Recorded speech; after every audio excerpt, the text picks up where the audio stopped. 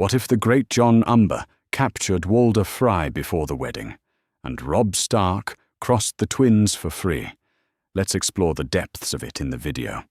The fires of the northern host burn low along the eastern bank of the Green Fork, and the night smells of wet grass and horses and 10,000 men who have ridden hard for 3 weeks. It is near midnight. The camp is quiet in the way large things are quiet, not with peace but with exhaustion. A long, ragged line of cook fires gone to coals and the dark shapes of tents stretching between the river and the first tree line. At the edge of it all, where the ground slopes down to the water, a boy stands watching a castle he cannot yet enter. Across the Green Fork, the twins rise against a clear autumn sky. 2 towers, near identical, linked by a bridge of old grey stone.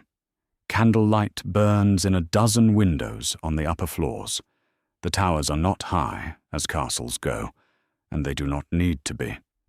They sit astride the only crossing of the Green Fork for 50 leagues in either direction. Any army that wants to move from the north into the heart of the Riverlands must stand on this bank and deal with what lives in those towers. Robb Stark is 15 years old and has been standing on this bank for 2 days. He has auburn hair, the Tully colouring he gets from his mother, and grey, stark eyes that are looking at the towers now, the way they look at everything, steady and tired and measuring. He is not tall yet, though he will be. Grey wind stands at his left shoulder, silver-grey in the moonlight, watching the far bank with a stillness that Robb has learned to read. When the direwolf is that still, it means he is paying close attention to something he has not yet made up his mind about. "He will let us through." His mother's voice comes from just behind him. Catelyn Stark is 33 years old, and she looks like a woman who has spent a month riding at the front of a war. There are lines around her eyes that were not there when they left Winterfell, but her back is straight, and her voice is certain, and that certainty is the first thing men hear when she speaks. He is not brave, Robb. He never has been. I have known Walder Frey since I was a girl coming to visit with my father, and whatever else he may be, he is not a man who throws his life away for pride. He will see which way this war is moving. He will let us through. He will sell us to the Lannisters. The voice comes from a few feet along the bank, low and deliberate, the voice of a man accustomed to being heard whether he raises it or not. The Greatjon Umber stands in the shadow of a willow tree with his arms folded, and he makes the tree look modest. He is the biggest man in the northern host, which is a considerable thing to be. A wall of a man with a warrior's hands, one of them missing 2 fingers that grey wind took a fortnight past when the Greatjon drew steel at a war council, and Robb's direwolf took exception. The Greatjon had looked down at the bite and laughed and named Robb his king in the same breath. That was the Greatjon. He has been sitting in those towers for 2 days, the Greatjon says, deciding which side pays more for us. He is not afraid of the Stark name, my lord. He is not afraid of anything except picking the wrong horse, and he has been picking horses his whole life. That is not a man you ask for a bridge. That is a man you grab by the collar. Catelyn does not flinch. He is a lord of the 7 kingdoms, and we need his bridge, and we need his men, and we cannot afford to make an enemy of the Freys. Not here, not now. If I go to him in the morning with courtesy and reasonable terms, he will agree. He always chooses the winning side. He takes his time about it, is all. Robb is quiet. He looks at the towers across the dark water, and he thinks about Riverrun, which is a day's hard march south of this bank if they can cross tonight, and which has been under Lannister siege while he has stood here waiting for an old man to finish calculating. His father is in a cell in King's Landing. His sisters are in King's Landing. River Run is being taken apart, stone by stone, and every day he stands on this bank is a day the Lannisters use to finish the job. At first light, he says. Mother, go at first light. We will hear what he wants. The Greatjon says nothing. His jaw moves once. They go back to camp. Robb takes Grey Wind to his tent and lies down in his boots, which he has been doing since the march began. Because a man never knows. And he is asleep in minutes. He is 15, and he has already learned to sleep quickly, because there is never enough time. The Greatjon does not sleep. He sits on a log at the water's edge and turns a piece of dried meat over in his hands without eating it. He is thinking about Walder Frey. He is thinking about the name men use for Walder Frey. When they want to say something polite about a man, there is nothing polite to say about. The late Lord Frey. He had ridden to Robert's War after the battle was already won, after the rubies were already cooling in the river, and the new king was already sitting on a throne made of other men's swords. He arrived and bent his knee and called himself loyal, and everyone allowed it, because the war was over and it was easier to agree. A man who arrives when it is safe to arrive. A man who waits to see which way the wind turns and then claims he always knew. The Greatjon sets down the wineskin he has been not drinking from and gets up. He finds 8 of his men, the ones he trusts in the dark, born within a dozen miles of Last Hearth, and he takes them north along the bank without a torch. The stars are bright and the moon is 3/4 full, and there is more than enough light. Half a league north of the bridge, where the Green Fork shallows over a gravel bar, there are fishing boats pulled up on the western shore. He has been noting those boats for 2 days, the way he notes everything useful in the back of his mind, where useful things are kept. The river is cold and black and smells of silt and late autumn. It comes up to mid-thigh at the deepest point, which is not deep enough to matter for men in armor who are paying attention. They drag the boats the last stretch where the current thins, beach them on the far shore without a sound, and move south along the western bank toward the towers. There is a Frey guardsman on the western bank watching south toward the northern camp. He is not watching north. The Greatjon takes him by the collar and sets him down behind a boulder with considerable care, because the man is young and does not deserve to die for looking in the wrong direction. The western tower has 1 lit window near the top. Someone told the Greatjon once, over ale and maps, that the Lord of the Twins sleeps at the top of the western tower. He does not remember who told him. He remembers the fact. The door to the tower is barred from inside, but his man with the thin fingers has a strip of green wood and a technique that takes 30 seconds. The door swings open. The stairs are stone and old and cold, and they go up in silence. Walder Frey is already sitting up in bed when they come through his door. He is very old, older than he looks from the far bank by firelight. His face is a map of wrinkles around 2 eyes that are quick and sharp in a way the rest of him is not. He looks at 8 armed men filling his bedroom and does not shout. He does not reach for a weapon. He simply looks at them with those calculating eyes and says nothing for a moment, the way a man says nothing when he is working something out. "Who?" he says at last, with the full dignity of a man in a fur robe and no boots. "In the 7 hells, are you?" "Lord Frey." The Greatjon steps forward. He speaks quietly, because there are men below, and he would like a moment before anyone else arrives. "You are going to come with me now, nice and quiet. You will not be harmed.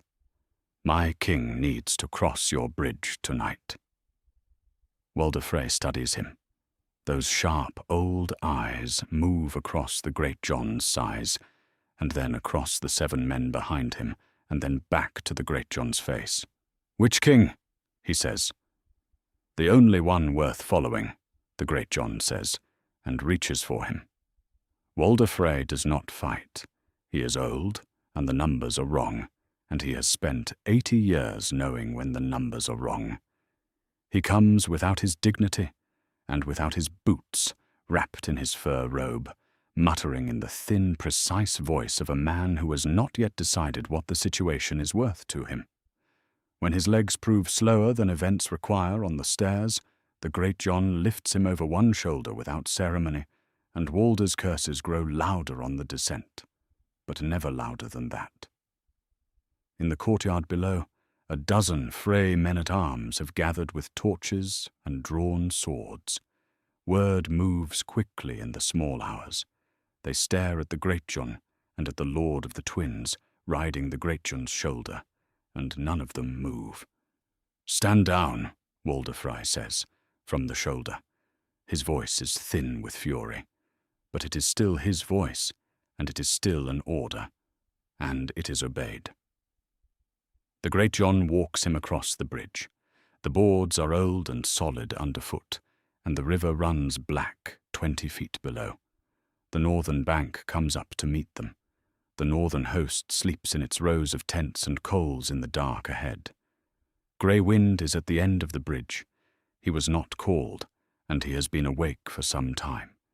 He sits and looks at the old lord, and the old lord looks back at him, and neither of them says anything.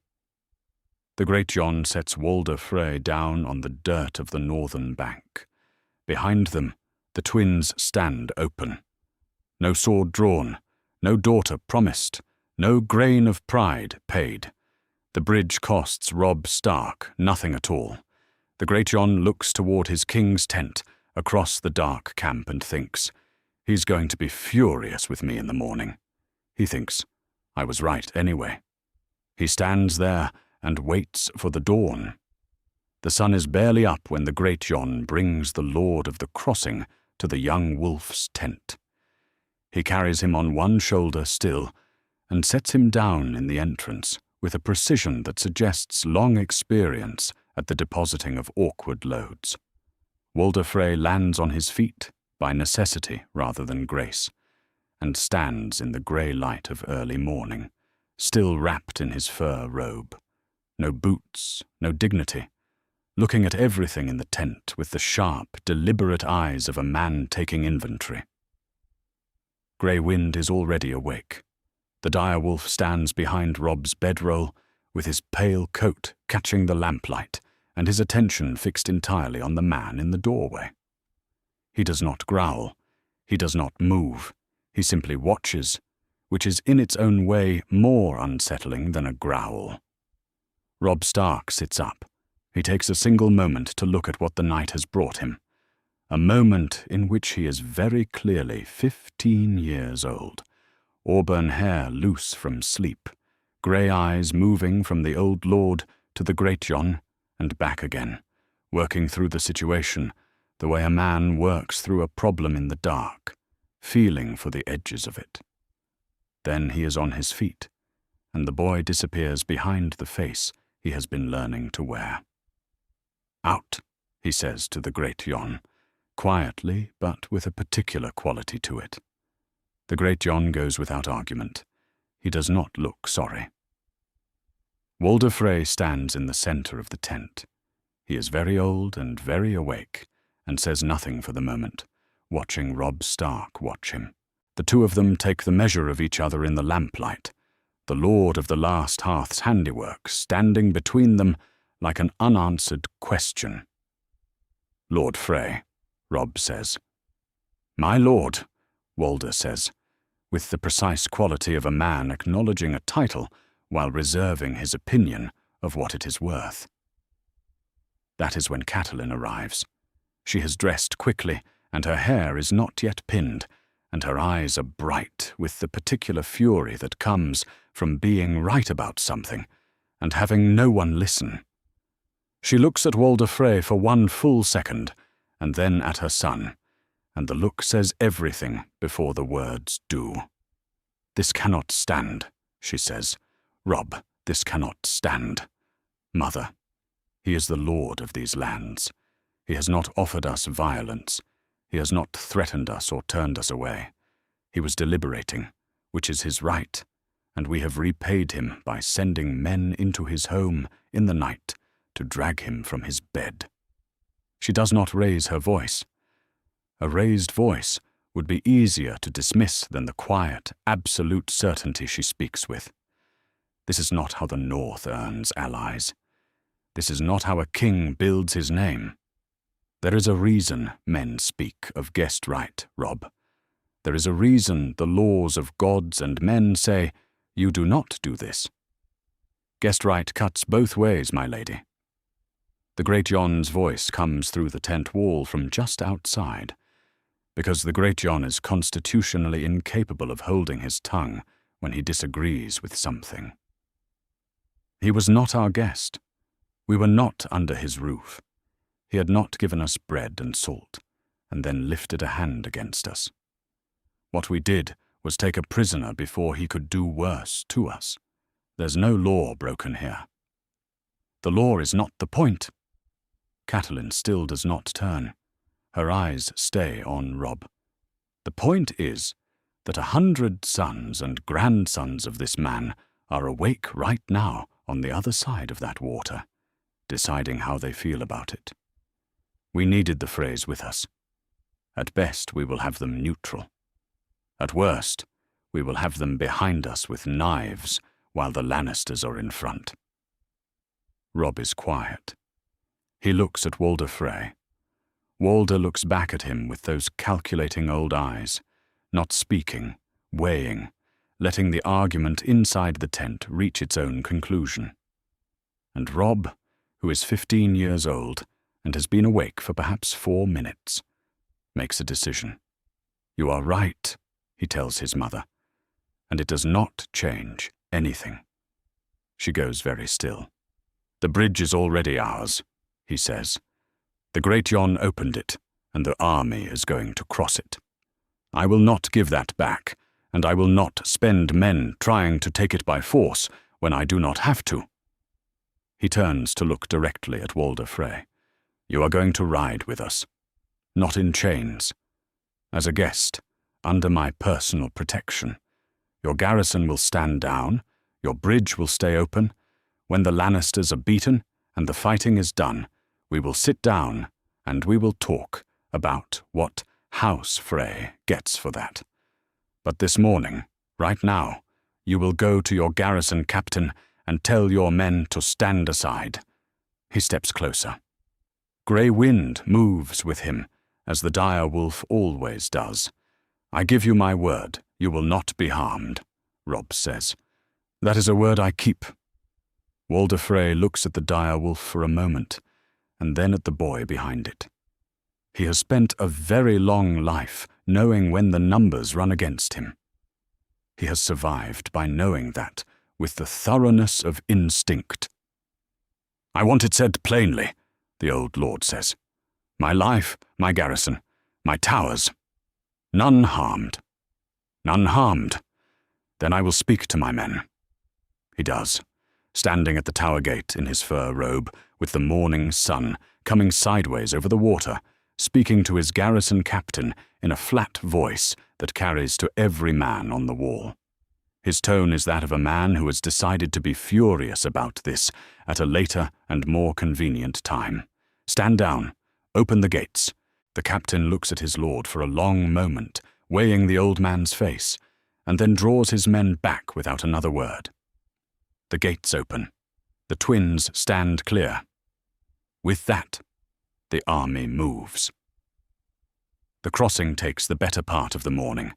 Robb rides at the head of his cavalry, and Walder Frey rides beside him under guard, still in the fur robe that no one has thought to replace, which says a great deal about the pace at which things are moving. Behind them, the column stretches back across the bridge and up the far bank, banners moving in the wind off the river, grey direwolves and black axes, and the colours of a dozen northern houses.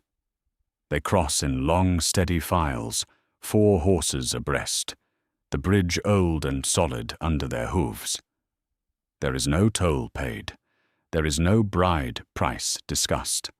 There is no daughter offered, and no promise made, and no young lord's hand taken and put into an old lord's wrinkled one by firelight. There is no betrothal. There is nothing of that kind at all. Robb Stark crosses the twins, owing house, Frey nothing, and the riverlands open up before him. Catelyn rides a few lengths back from Robb. She does not speak, and he does not speak, and between them is the shape of everything she said in the tent that was correct, and everything that has happened anyway. She's not done arguing this point. She is simply waiting for a better moment. On the eastern bank, the infantry remains. They will march south along the Green Fork toward whatever Lannister forces are moving up from the south, a feint to hold Tywin's attention, while the cavalry swings wide and comes at the Lannister siege of Riverrun from the west. It is a good plan, carefully made. The night's events have not changed it. Roose Bolton watches the cavalry cross from the eastern bank. He has positioned himself apart from the other commanders, as he tends to do, standing at the water's edge with his quiet face turned toward the bridge. He watches the column move. He watches Walder Frey riding under guard at the young wolf's right hand. He watches for a long time without expression, because Roose Bolton is not a man whose expressions tell you what he is thinking. He had wanted that deal to exist. He had wanted Walder Frey bound to Robb Stark by obligation and pride, had wanted those towers and that bridge and the old lord's resentment to be carefully positioned and ready, because a thing carefully positioned and ready is a thing that can be used. Now the Greatjon has taken the position and spoiled it with his usual blunt efficiency, and Roose Bolton stands on the bank and considers what that means and what it might require. He stands there until the last of the cavalry clears the bridge. Then he turns to find his horse. The riverlands spread south from the western bank, open country under a cool, clear sky, the road running down toward the Trident and the besieged walls of Riverrun somewhere ahead. The young wolf rides into it with his host behind him, and his dire wolf ranging ahead through the grass, and the banners of the north snap and snap in the cold morning air. There is no time for anything but forward. Riverrun is waiting, and the war has only just begun. The riverlands south of the Twins look like a land that has been holding its breath for a very long time and is starting to wonder if it can keep this up. The road runs through flat country, farmland between the river bends, and most of the farms are quiet in the wrong way. Doors standing open, livestock gone. A mill with its wheel stopped over a stream that keeps moving anyway. The villages they pass through have that particular emptiness that means the small folk made a decision and acted on it quickly, which says something about how long the war has been coming in the Riverlands and how much practice these people have at reading its signs. The northern host moves south through all of it, 10,000 men and their horses and their wagons, and Walder Frey rides near the middle of the column in a covered cart with a wool blanket over his knees and an expression of sustained and patient outrage that has not shifted since the Greatjon deposited him on the northern bank 12 hours ago. Someone found him proper clothes. No one has apologized. Both of these things are noted. Catelyn rides forward to find her son as the column tops a low rise, and the road drops away toward the wider country along the Trident. She has been thinking since dawn about what to do with the old man in the cart, and by mid-morning she has the shape of it. It is not the shape she would have chosen. It is the shape of what remains when the better options are gone. And she has learned in the last several weeks that this is often the only kind of shape available. He has over 100 descendants, she says, pulling her horse alongside Robb's. Sons, grandsons, bastards that everyone counts and no one names. More than a few of them have swords and the men who follow those swords. She keeps her voice low, the tone she uses when she wants to be heard by exactly one person. The Lannisters know the phrase. They will try to use them. We need those men to stay behind the twins' walls instead of turning up in the wrong place at the wrong time. Robb is listening. He does this well for a boy of 15, this particular kind of listening that does not interrupt.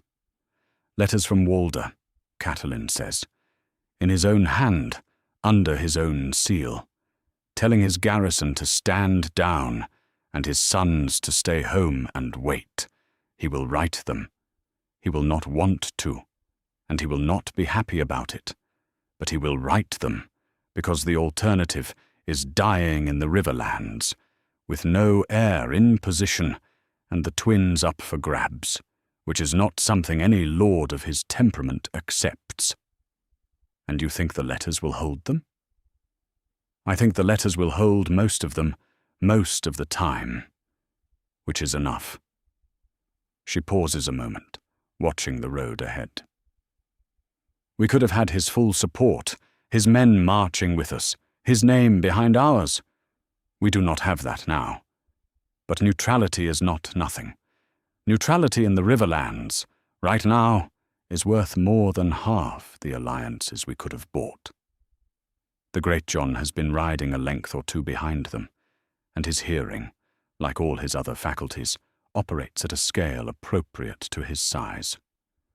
Or he writes the letters, and then sends a rider to his eldest son in private, and the rider carries a different message. Then the ravens travel faster than the rider, Catelyn says, because we are sending the letters by raven, and his sons are not here to hear two stories. They hear one story in their father's hand, and that story is, stand down. You trust him. I do not trust him at all. I trust that he wants to survive, and I trust that he is clever enough to see that survival, right now, runs through cooperation with Robb, and not through cooperation with the Lannisters, who have not offered him anything that we know of, and cannot reach him as quickly as we can. She turns in her saddle to look at the Greatjon directly. This is not trust, this is arithmetic. The Greatjon chews on this for a while, which with the Greatjon tends to look like brooding, but is actually a form of thinking. Eventually he says, all right. Letters. It is not enthusiasm, but it is not opposition either, and from the Greatjon, that is a kind of vote. They stop at midday, where the road crosses a ford and the horses can drink, and a grove of old oaks gives enough shade to set a table under. Robb's men bring Walder out of his cart and sit him down on a camp stool with parchment and ink and wax and his seal, and Catelyn takes the chair across from him, and they get to work. Walder Frey dictates. He does it in the flat voice of a man who has decided to treat the indignity of the situation as a temporary condition rather than a defining one, which is the posture of a man who intends to still be standing when the temporary condition ends. He dictates 4 letters without being asked for a 5th. 1 to the garrison captain at the Twins, 1 to his eldest son, Stavron, who commands the main Frey force, 1 to his men in the field along the river roads, 1 general letter for the great hall, to be read aloud to whoever has gathered to ask after their lord. Each letter says, in the particular rhythm of Walder Frey's voice, something along the lines of, I am well. I am a guest of Robb Stark. Stand down. Stay behind your walls. Wait for my return. Do not act against the northern forces. Do not join the Lannister column. Catelyn reads each one before the wax is pressed. The 3rd letter she pushes back across the table. The last paragraph. Walder looks at her. It is accurate. It is accurate, and it is also the paragraph that will make Stavron angry enough to do the opposite of what the rest of the letter asks. You have told him he has no orders to follow and no decisions to make, and Stavron Frey does not like being told he has no decisions to make. She taps the parchment. Rewrite it. Tell him his decisions matter. Tell him you are counting on his judgment. He will sit down very happily behind his walls, making important decisions about nothing for as long as we need him to. A pause. The sharp old eyes regard her, with the quality of a man recalibrating an estimate he had made too low. You know my family, Walder says. I know that Stevron wanted your seat for 20 years before he stopped wanting it and started wanting something else. And I know that what he wants now is to be important. Tell him he is important. He will guard those walls like they are made of gold. Walder Frey rewrites the last paragraph. The final letter is considerably warmer in tone than the first draft, which is a small and peculiar victory. The ravens go out from a cage commandeered at the next post village, 4 dark shapes lifting into the afternoon sky and breaking north and northeast. Robb watches them from the saddle until they are too small to see. Done, he says. For now, Catelyn says. It is late afternoon, the column moving again through the cooling day, when Catelyn looks back along the line and notices that Rose Bolton is no longer in his position near the van. She finds him a few minutes later when they pass the cart. Bolton has let his horse fall back alongside Walder Frey's seat and is talking to the old lord in the quiet way he talks to everything, a voice that carries very little distance and gives away even less. Walder is listening. His expression has not changed, but there is an alertness to him that was not there a moment ago, the quality of a man receiving information he finds useful. Catelyn drops back. Bolton sees her coming from a distance and says something brief to Walder, and straightens in his saddle and turns his horse forward before she is close enough to hear. He passes her with a short nod. His face gives nothing. Lord Bolton, she says. Lady Stark. He moves on up the column and does not look back. Catelyn pulls alongside the cart. Walder Frey is looking at the road ahead, with his hands folded in his lap, the picture of an old man resting comfortably. Lord Frey, she says. My lady? His tone is pleasant and opaque. She does not ask what Bolton said. She does not have enough yet to ask the right question. And asking the wrong question tells the man you are asking that you do not know the right one. She notes the moment instead, folds it away in the place where she keeps the things that have not yet shown her what they are, and rides forward to find her son. The burned farmhouses start an hour before sunset, and after that, the road runs through country that has already been fought over and left behind. Blackened timbers, an orchard stripped of everything useful, a bridge that someone tried to destroy and did not finish the job on. The war has been here before them, doing its work. By the time the sun touches the western hills, they can see the smoke.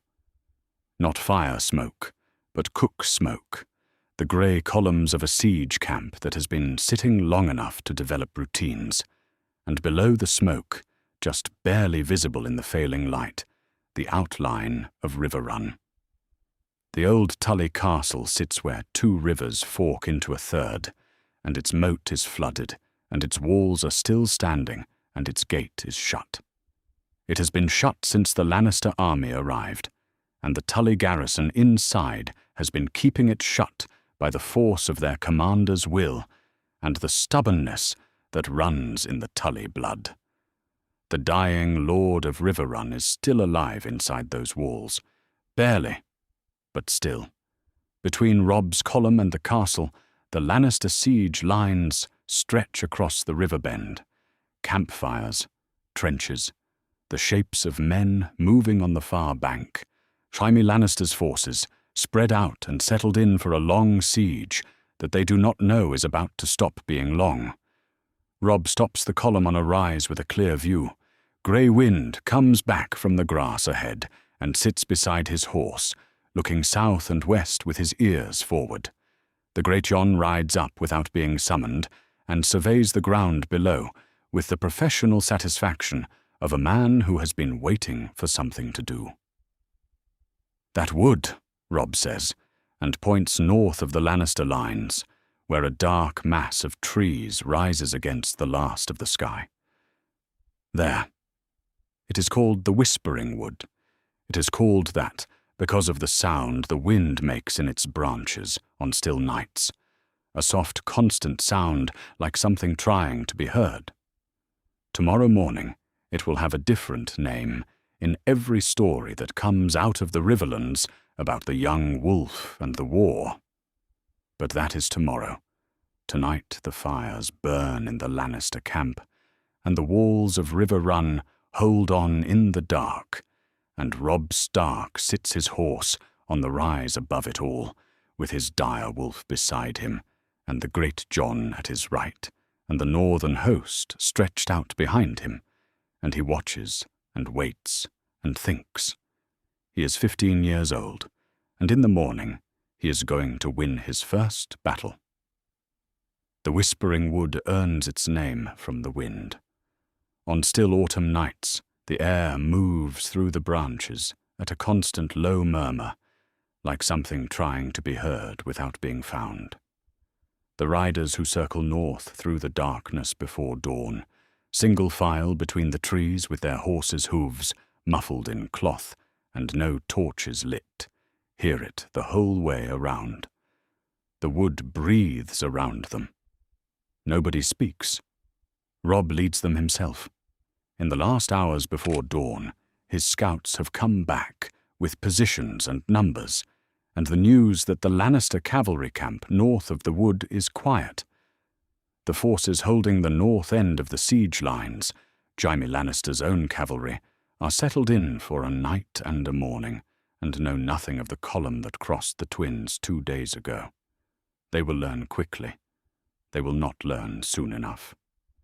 By the time the stars start to thin at the eastern edge of the sky, Robb's cavalry has wrapped around 3 sides of the Whispering Wood, and the 4th side is the Trident. There is no way out. Robb looks at the Greatjon in the last dark, and nods once, and the Greatjon draws a breath that seems to fill the available air around him, and the horns sound. The Lannister camp wakes up at the wrong end of everything. Men come out of tents reaching for weapons they have not yet strapped on, and finding horses already screaming in their pickets. The fires go over. Men shout orders that nobody follows because there is nothing to follow them toward.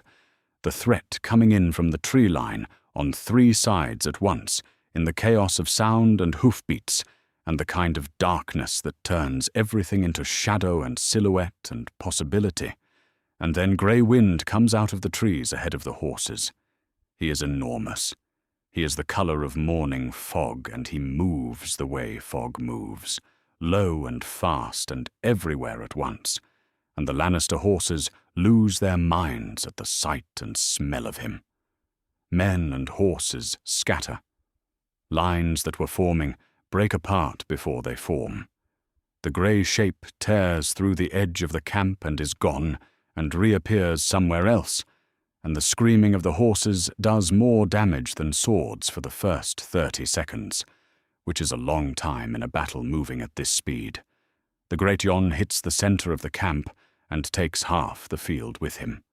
He is roaring, a sound without specific words that carries the full weight of his enthusiasm for what is happening, and his riders crash through the Lannister line and keep going. Men go down. The line buckles. It breaks. Through all of it, Robb fights. He fights from horseback the way he has drilled since he could hold a blade, close and fast, cutting toward the heart of each press of men before they can set. There is something in the way he does it, the auburn hair and the grey eyes, and the wolf that runs at his horse's flank and anticipates every move before it happens, that makes men who face him hesitate just a moment too long. He is 15 years old. He does not fight like he is 15 years old. Men twice his age die trying to adjust that expectation. He cuts through 3 men, getting to the center of the camp, and doesn't slow down. Jaime Lannister comes to meet him. He doesn't come to escape. He comes the way the Kingslayer has always come to every hard thing in his life, which is straight at it and fast, golden hair above his armor, and a sword in his hand that he has carried since he was a boy, and that has answered his grip every time he asked it to. He has a dozen knights cutting a path for him, and he needs them for about 40 yards, and then he doesn't need them anymore because he is through the press and into the open space around Robb's horse. He kills 3 northern men reaching that space. A 4th falls back, a 5th. Then they meet, swords ringing once, twice, 3 times, the impact travelling up into Robb's shoulder on every exchange, and Jaime is very good. The best fighter in the Lannister army, and possibly the best fighter in the 7 Kingdoms, and Robb knows it and does not back away, and Grey Wind moves around the edge of the fight, looking for the opening that will end it, and everything is balanced on the next moment. The Greatjon's hand closes on Jaime Lannister's sword arm from behind and wrenches. He pulls him sideways out of his stance with a grip like a millstone, and Jaime goes down, and Grey Wind is at his horse's legs before Jaime can recover his footing, and there are northern swords at his throat from 3 directions when he gets up. He is up in a breath. That is how good he is, that he is up in a breath on the wrong side of everything. But the battle around him is over, and he knows it. He looks up at Robb Stark on his horse in the grey first light. Robb is bleeding from a cut on his forearm that neither of them has had time to think about. He is 15 years old, and he is looking down at the most dangerous man in the Lannister army with grey eyes that are perfectly level. "Yield," Robb says. Jaime Lannister looks at the wolf, looks at the swords, looks at the boy. "Yield," he says. By mid-morning, the Lannister forces south of the river have heard what happened to their cavalry commander and have begun falling back.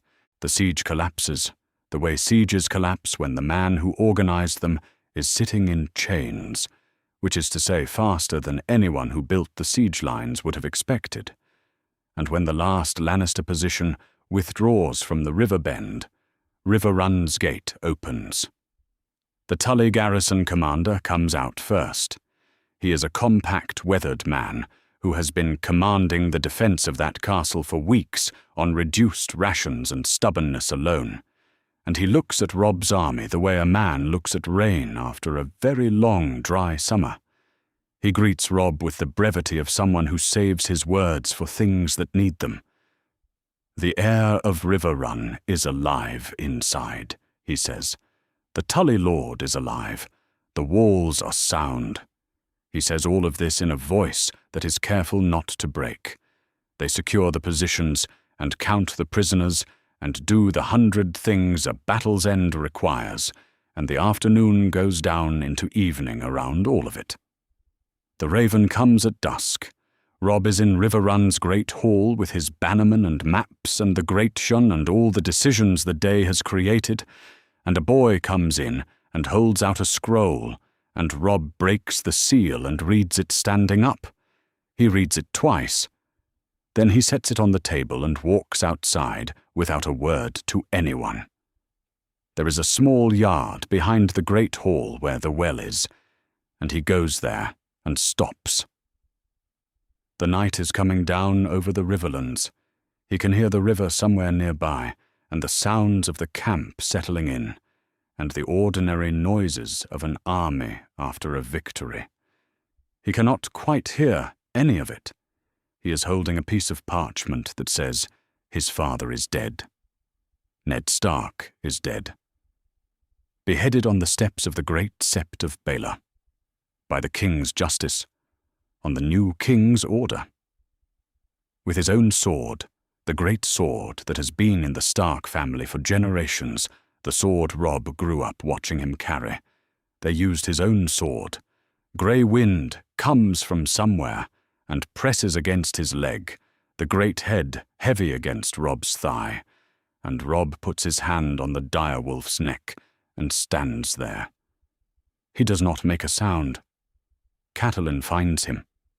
She reads it in his face before she reads it in the letter, because she has been reading his face since the day he was born, and because she has been carrying this particular fear in the back of her mind since the day Ned rode south, and she has been living every week of these months at a careful, controlled distance from it, the way you live near a fire that is too hot to approach. She takes the letter from his hand and reads it and folds it again and holds it. She is 33 years old. She was a girl in River Run, and then a lord's wife in the north, and now something harder than either of those things. And in this moment, she is simply a mother standing beside her son in a yard, while they both hold what the day has given them. She does not say anything for a long time. Neither does he. After a while, Robb says, "He knew." She waits. He knew what they were. Before we left Winterfell, before any of this, he knew. His voice is very controlled, sitting precisely at the place just below where it would break, held there by the effort of someone who has decided he will not break in front of anyone. He went anyway. He went because it was right, Catelyn says. It got him killed. Yes, she says. It did. The night is fully down now. In the great hall behind them, men are waiting for orders. Maps still spread on the tables. The war still requiring things of everyone in it. There is no pause in a war for grief. There is only what comes next, and what comes next, and what comes next after that. Robb takes the letter back and folds it and puts it inside his coat. He looks at his mother for a moment, something passing between them that is too large for the moment and too necessary to set aside. Then he turns around and walks back into the hall where his bannermen are waiting, and he gives them their orders one after another, clear and even, and his voice does not break. And the young wolf is what he needs to be. Outside in the yard, Grey Wind lifts his great head toward the sky, and the whispering wood breathes in the dark, and somewhere in the south, the war is waiting for morning. The great hall of River Run has seen 600 years of Tully lords, and it has the look of a room that knows it. Old stone and river banner red, the trout of the Tullys above the high seat, and the smell of autumn coming off the water outside the high windows. It has never held this particular gathering before. The lords of the north and the Riverlands fill it from wall to wall, and that is already more than the hall was built for. But they make it work the way soldiers make everything work, by standing close and not complaining. The northern banners are up alongside the Riverlands ones, grey wolf and leaping trout, and the colours of a dozen houses that have ridden hard to be here. The hall smells of wet wool and horse, and the cook fires outside, and somewhere in the middle of it all, in the high seat of River Run, sits a 15-year-old boy with auburn hair and grey eyes, and no expression on his face that anyone can read. Robb Stark has had 3 days since his father's death. That is all the time available, and he has used it in the way he uses everything, which is completely and without waste. It is a lord of the Riverlands who speaks first, a grey-beard who has been watching wars come and go in this region for 40 years and has the voice to carry across a crowded room. And what he says is that the man who broke the siege of River Run and holds Jaime Lannister in chains is the only man in Westeros who has stood up to the Lannisters and made it count, and that he, for one, does not intend to follow any king who sits in a city that would have burned Ned Stark's bones for sport. The hall picks up from there. A northern lord draws his sword and holds it high and shouts, "The king in the north!" And then the lord beside him draws his sword, and the one beside him, and it moves through the hall like a fire, catching on dry wood, lord after lord, and voice after voice, and the sound of it fills the old stone and goes up into the rafters until River Run itself seems to be shaking with it. The king in the north, the king in the north, and Robb Stark sits in the high seat and receives the weight of all of it, and does not look away from anything. In the back of the hall, Walder Frey watches from a chair near the door. He has been brought to the ceremony at Robb's quiet insistence, as a reminder of a certain kind. He watches with his old calculating eyes, and says nothing. Afterward, when the hall empties out, and the lords disperse to their fires and their plans, Robb holds a smaller council in the solar. It is just family and commanders, the people whose voices matter most. Catelyn does not wait for an opening. "The girls," she says. She is 34 years old, and she says it the way she has been carrying it for months, which is with a controlled urgency that is worse than shouting. "Sansa and Arya are in King's Landing. They are the new king's hostages, whether anyone has said so aloud or not. And we have the Kingslayer in chains. There is a trade to be made, Robb. We release Jaime, and we get our daughters back." Robb looks at the table. "He is worth more to us than a trade," Rose Bolton says from his seat at the end. His voice is quiet and unhurried, the voice of a man who never needs to raise it to be heard. "Jaime Lannister in our hands means Tywin Lannister cannot send his best sword south against Stannis. It means every campaign Tywin runs in the Riverlands is a campaign his son does not command. The Kingslayer is not a card you play once and spend. He is a card you keep as long as possible." "My daughters are not cards," Catelyn says. "No," Bolton says. "They are not. But they are also hostages that Tywin will not harm as long as we hold Jaime, which means keeping him may protect them as effectively as trading him." He turns his pale eyes to Robb. The moment Jaime is free, Tywin has nothing to lose by making an example. The room is quiet. It is the particular quiet of a room where two good arguments are sitting across from each other, and no one has the lever to tip either one. Robb looks at his mother. She looks back at him with the face she puts on when she is not going to give him the decision, when she has made her argument, and the decision is his, and she intends for him to know that. "Keep him for now," Robb says finally. "We keep Jaime for now, but we do not close the door." He looks at Catelyn. "I want you to go south." She stills. Not to trade, to talk. He has worked this out over 3 days. Stannis Baratheon is at Dragonstone claiming the throne. Renly Baratheon has half the south behind him. Either of them beats the Lannisters if we fight together, and neither of them has come to us. We need allies, and the only way to get them is to ask. He meets her eyes. "You know how to ask." Catelyn is quiet for a moment. She has her opinions about this. She also recognizes that a king has made a decision, and it is not the worst decision she has heard in the last month. "I will go," she says. Bolton says nothing. He watches the table and says nothing, and what he is thinking is not available to anyone else in the room.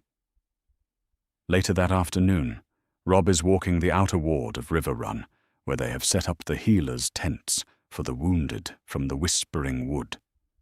He does this every day when he can, because he has discovered that a lord who does not look at his wounded is a lord who does not understand what the war he is conducting actually costs, and he is determined to understand everything.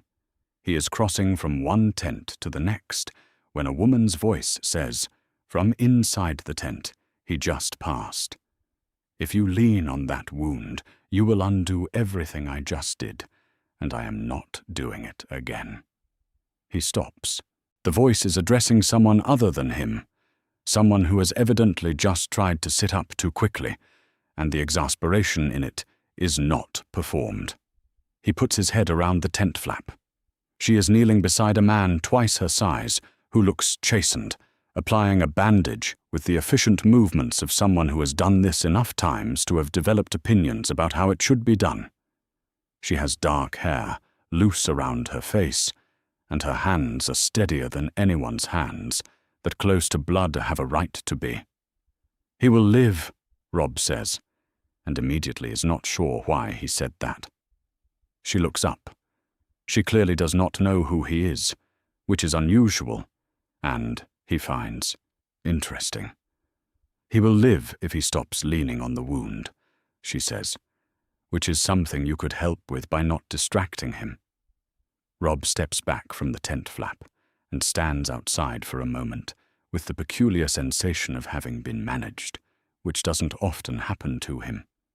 Grey Wind comes around the corner of the tent and sits at his feet and looks up at him with an expression that, if a wolf could have expressions, would be one of mild amusement. He does not go back in. But he finds a reason to be on that side of the ward again the following morning, and the morning after that. There is no Frey daughter waiting for him somewhere. There is no promise he made in a candle-lit room at the Twins, no name on a piece of parchment he is already regretting. He is 15 years old, and there is a field medic somewhere in River Run's outer ward who told him not to distract her patient, and he is free to think about that without it meaning anything larger than what it is. It is, in the accumulated weight of the last several months, a considerable luxury. Meanwhile, in a comfortable room in the east tower of River Run, with a window that looks out over the moat, and a fire that someone has kept burning, and a chair that someone thought to provide, Walder Frey is entertaining a visitor. His son has come under a parley flag, riding hard from the Twins, which means he made good time and was worried enough to make it. He is a middle-aged man with the Frey look, long face and sharp eyes, and he takes in his father's situation with the rapid assessment of someone calculating what it means for the rest of his family. Walder dismisses the guard at the door with a look that has been dismissing guards for 60 years, and the guard, to his credit, goes. "You look well," his son says. "I look like a man in someone else's castle," Walder says. "I am well enough. Sit down." His son sits. They talk for a while about the letters, and about the family at the Twins, and about the letters that went out and how they were received. And Walder nods along to all of it, with the face of a man confirming information he already had. Then he says something else, quieter, something that is not quite audible to the passage outside the room, even if anyone were listening there. His son hears it, because his son is close, and paying the kind of attention that comes from knowing his father's voice has registers other people's voices do not have. His son nods once. When he leaves, the guard comes back in, and the fire burns, and Walder Frey sits in his chair by the moat window and looks at the grey water outside, and the expression on his face is the particular expression of a man who has decided that patience is a tool he knows how to use. The king in the north has 2 prisoners. One of them is sitting in chains in the cellar, and one of them is sitting in a chair upstairs watching the water. And only one of those 2 prisoners has 100 sons and grandsons who received a letter 3 days ago and a whispered rider today with a different message. The weeks after the Whispering Wood are busy in the way that victories are always busy, which is to say they are full of problems that are better than the problems before and still take all of a person's time. Robb handles the problems.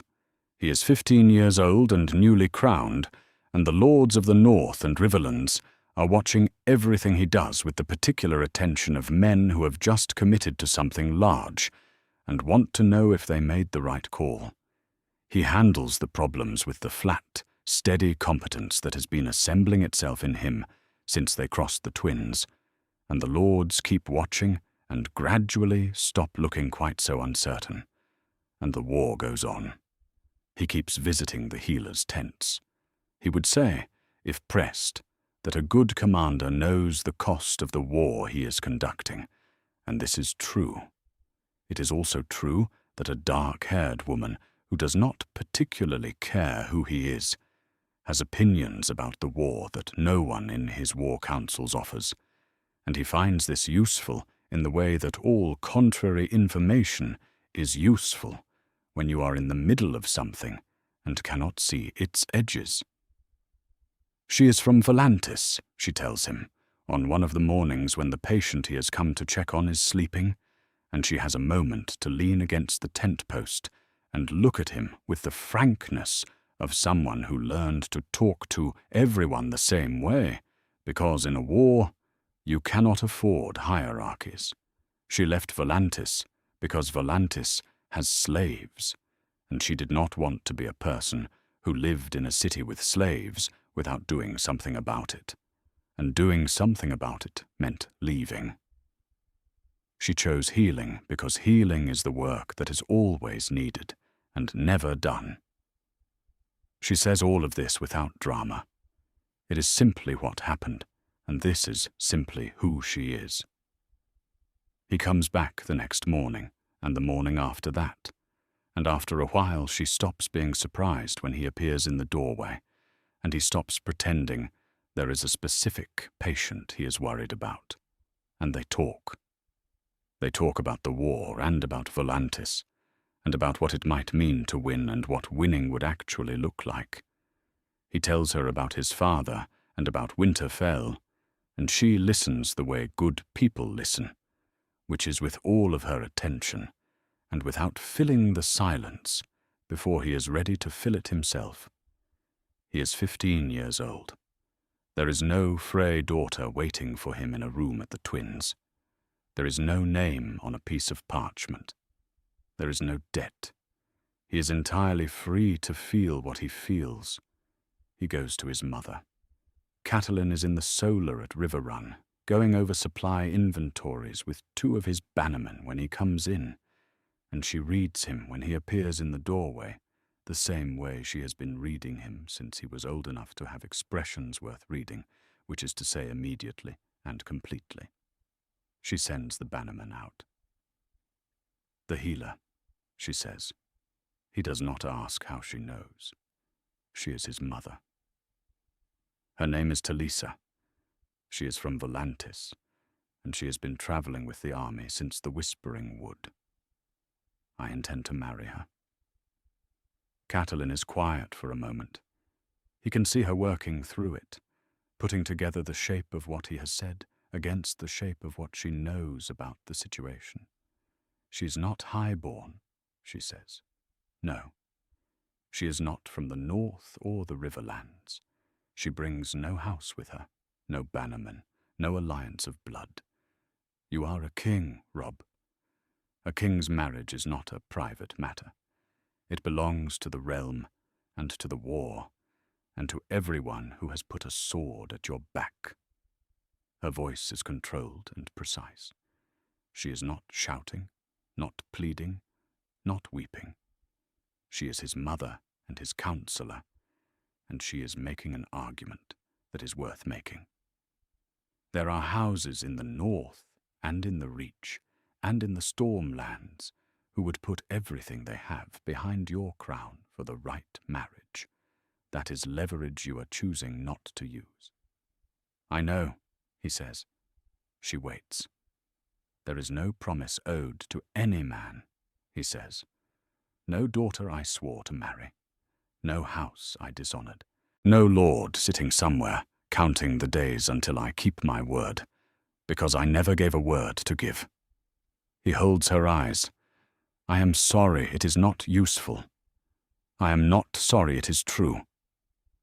Catelyn is silent. She looks at her son, this boy who is also a king, who has his father's honor and her stubbornness, and something else now that belongs only to himself. And she thinks about what she wants to say, and what she is able to say, and whether the distance between those two things can be closed. It cannot. She should meet the lords. Catelyn says finally. She will. Soon, before the camp has had time to form opinions without evidence. Yes. He pauses. Will you be there? She looks at him. He looks back. Between them is the shape of everything that is about to change and everything that will remain the same. Of course, she says.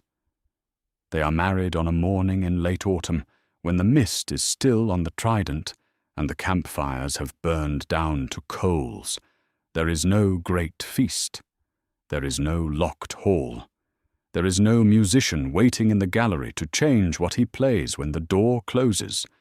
There is a septon, and there are witnesses, and there is a young king, and the woman he chose without owing anyone an explanation for choosing her. And they say the words, and that is that. Afterwards, Talisa is still Talisa, and he is still the king, and the war is still the war. And his mother stands in the back of the room with her hands folded, and her expression carrying everything it needs to carry and nothing extra.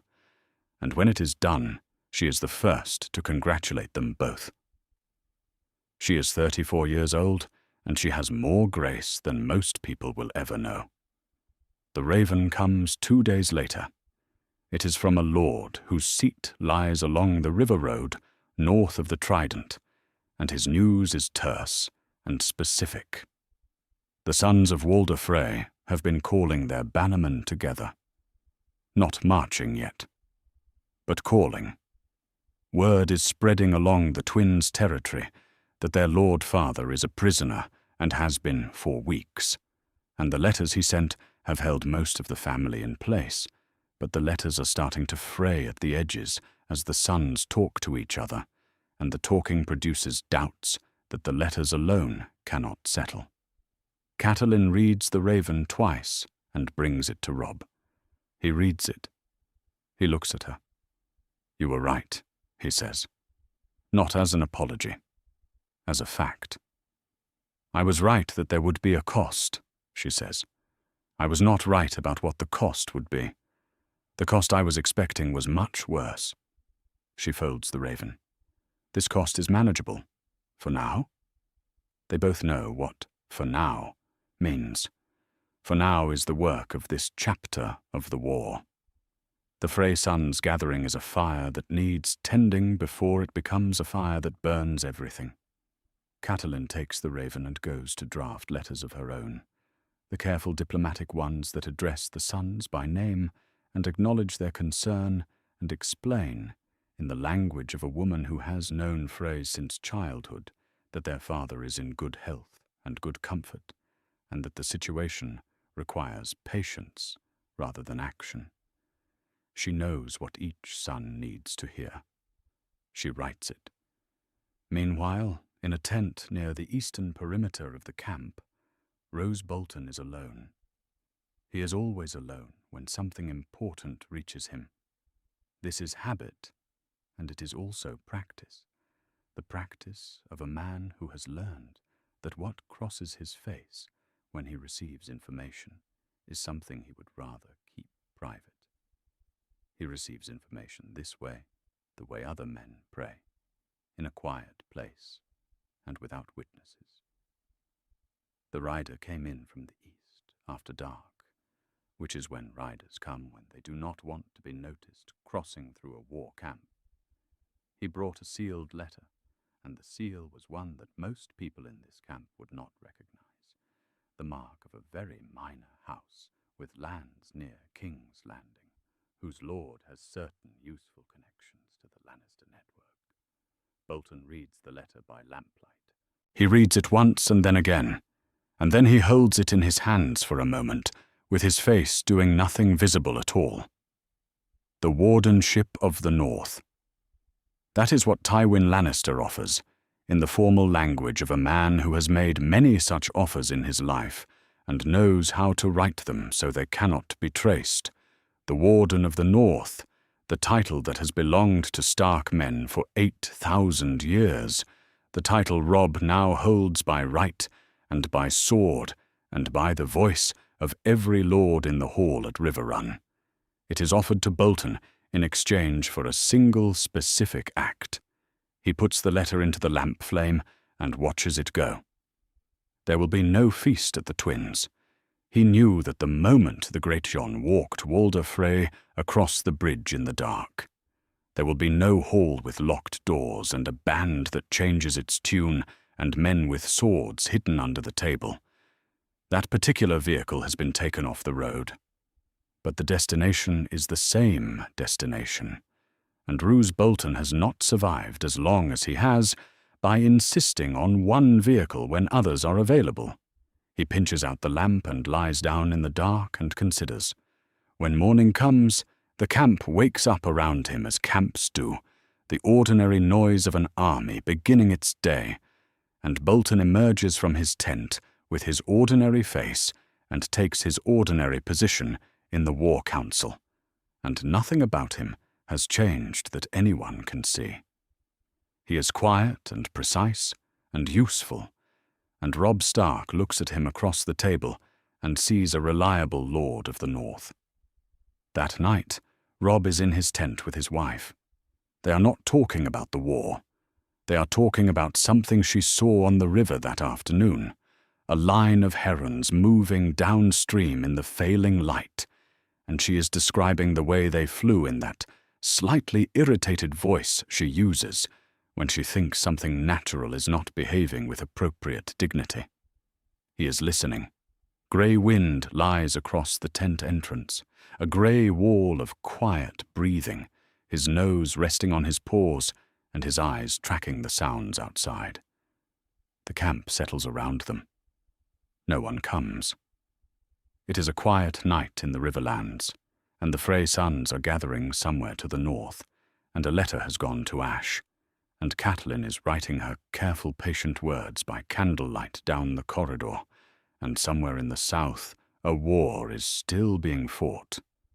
But for now the tent is warm, and the wolf is at the door, and the king and his wife find each other in the dark, freely, without the weight of anyone else's accounting. Oxcross is a field like any field in the Riverlands, except that it has a Lannister force on it that has not moved in 3 weeks, and has grown comfortable enough in that stillness to stop watching all the approaches. That is the last mistake they make. Robb hits them from the north before they have their breakfast fires going, cavalry at the hard gallop with grey wind out ahead in the grey pre-dawn, and the Lannister camp comes apart in the same way the Whispering Wood camp came apart, fast and total and without the time for anyone to form a second thought about it. The fighting is over by mid-morning. The prisoners are longer than the bodies, which is the kind of outcome that means something about how a battle was run. Robb rides through the aftermath with the practical attention of a commander counting what has been gained and what it cost.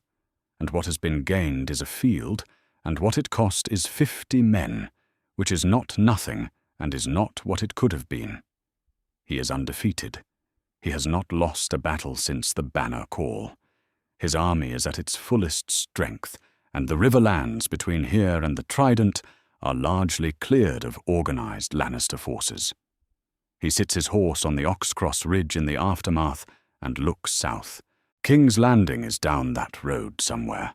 A fortnight's hard march if the roads held and the weather held, and he had twice the men he has, and Stannis Baratheon was not already at Dragonstone, claiming the throne from a different direction. He has spent enough time in war councils by now to know what the numbers say, and the numbers say that winning battles is not the same thing as winning the war, and that the same road that runs to King's Landing also runs through 3 more Lannister armies, and 1,000 supply problems that would eat his host before it reached the walls. He needs allies. He does not have them yet. Catelyn is still south, trying to find them. In the meantime, there is the next offensive, and the grinding work of taking the Riverlands, one position at a time. Roose Bolton works late most nights. This is unremarkable in a war camp. There is always something requiring attention after dark. Supply dispatches, reports from outriders, The 100 small administrative matters that an army generates the way horses generate manure, which is constantly and in quantity. He is efficient at this work, and his men are accustomed to the lamplight burning in his tent at all hours. What his men do not see, because he arranges that they do not see it, is the raven that goes out on certain nights from a cage kept under his cot, wrapped in dark cloth. It is a small cage, and it holds only one bird, a grey-brown bird that looks like any other bird, and returns to a specific roost in a hamlet outside Casterly Rock's territory that certain people check on certain mornings. The bird takes messages written in very small hand on thin paper, and Roose Bolton writes them the way he does everything, which is carefully and without waste. The message that goes out 3 days before Robb's next planned offensive takes perhaps 40 words. It says where the force will come from and when and in what number. Nothing more. It is enough. They reach the next position 4 days later, and it is not surprised. It is dug in. The Lannister force had been camped in a broad meadow along the river road with its flanks exposed, and its rearward retreat open, which was the position they had observed and the position they had planned around. It is no longer that position. In the time since the scouts last passed, the force has moved into the tree line and put up stakes and dug a ditch and positioned itself on a ridge with clear views of every approach. Robb reins in at the edge of the meadow and looks at it for a long time. Beside him, the Greatjon says nothing. He does not need to say anything. The fact of the fortified ridge says everything that needs to be said. They fall back, reform, and find another approach, and by the time they find it, the Lannister force has retreated entirely, pulling off the ridge and moving east, out of range. The engagement never happens. Half a day lost. A plan wasted. No prisoners. No ground taken. Nothing to show for it. The veteran soldiers exchange looks the way veteran soldiers do when something is wrong but no one has put a name on it yet. They have been in this army long enough to know the difference between bad luck and something else. The war council that evening is in a farmhouse, taken over as a command post, a low-ceilinged room with maps on the table and too many lords in it. There is a traitor in this camp. The Greatjon does not build up to it. He is not a man who builds up to things. He is sitting at the far end of the table, with his big hands flat on the map and his jaw set, and he has clearly been thinking about this since the ridge this morning, and has decided that the time for thinking is over. No one speaks for a moment. Someone told them, the Greatjon says, because apparently he has decided the first statement required elaboration. Someone in this room, or close to this room, told them where we were coming from, and they moved. That is not a coincidence. That is information. Someone sold us. We do not know that, says a lord from the Riverlands, carefully. We know the position was changed after the plan was made. We know that nothing else changed in between. You can call that coincidence if you like. I call it arithmetic. Robb looks at the table. He looks at the maps. He looks at the lords sitting around the table, men who rode hard weeks to answer his call, men who put their houses and their names behind his crown, men who have been bleeding beside him since the Whispering Wood. He does not want to believe there is a traitor among them. He does not want to believe it the way a man does not want to believe a wound is as deep as it feels. We will review the council membership, he says. We will limit the distribution of battle plans until we understand what happened. He looks at the Greatjon. That is not a dismissal. It is a process. The Greatjon does not look satisfied, but he nods. Roose Bolton, across the table, says nothing at all. He sits with his hands folded and his face arranged into the expression of a man considering the problem with appropriate seriousness. He agrees with Robb's suggestion about limiting plan distribution. He agrees calmly and helpfully. He adds that a review is wise, that the security of their operations must be maintained, that he is confident the issue will be identified and resolved. He sounds like the most reasonable man in the room.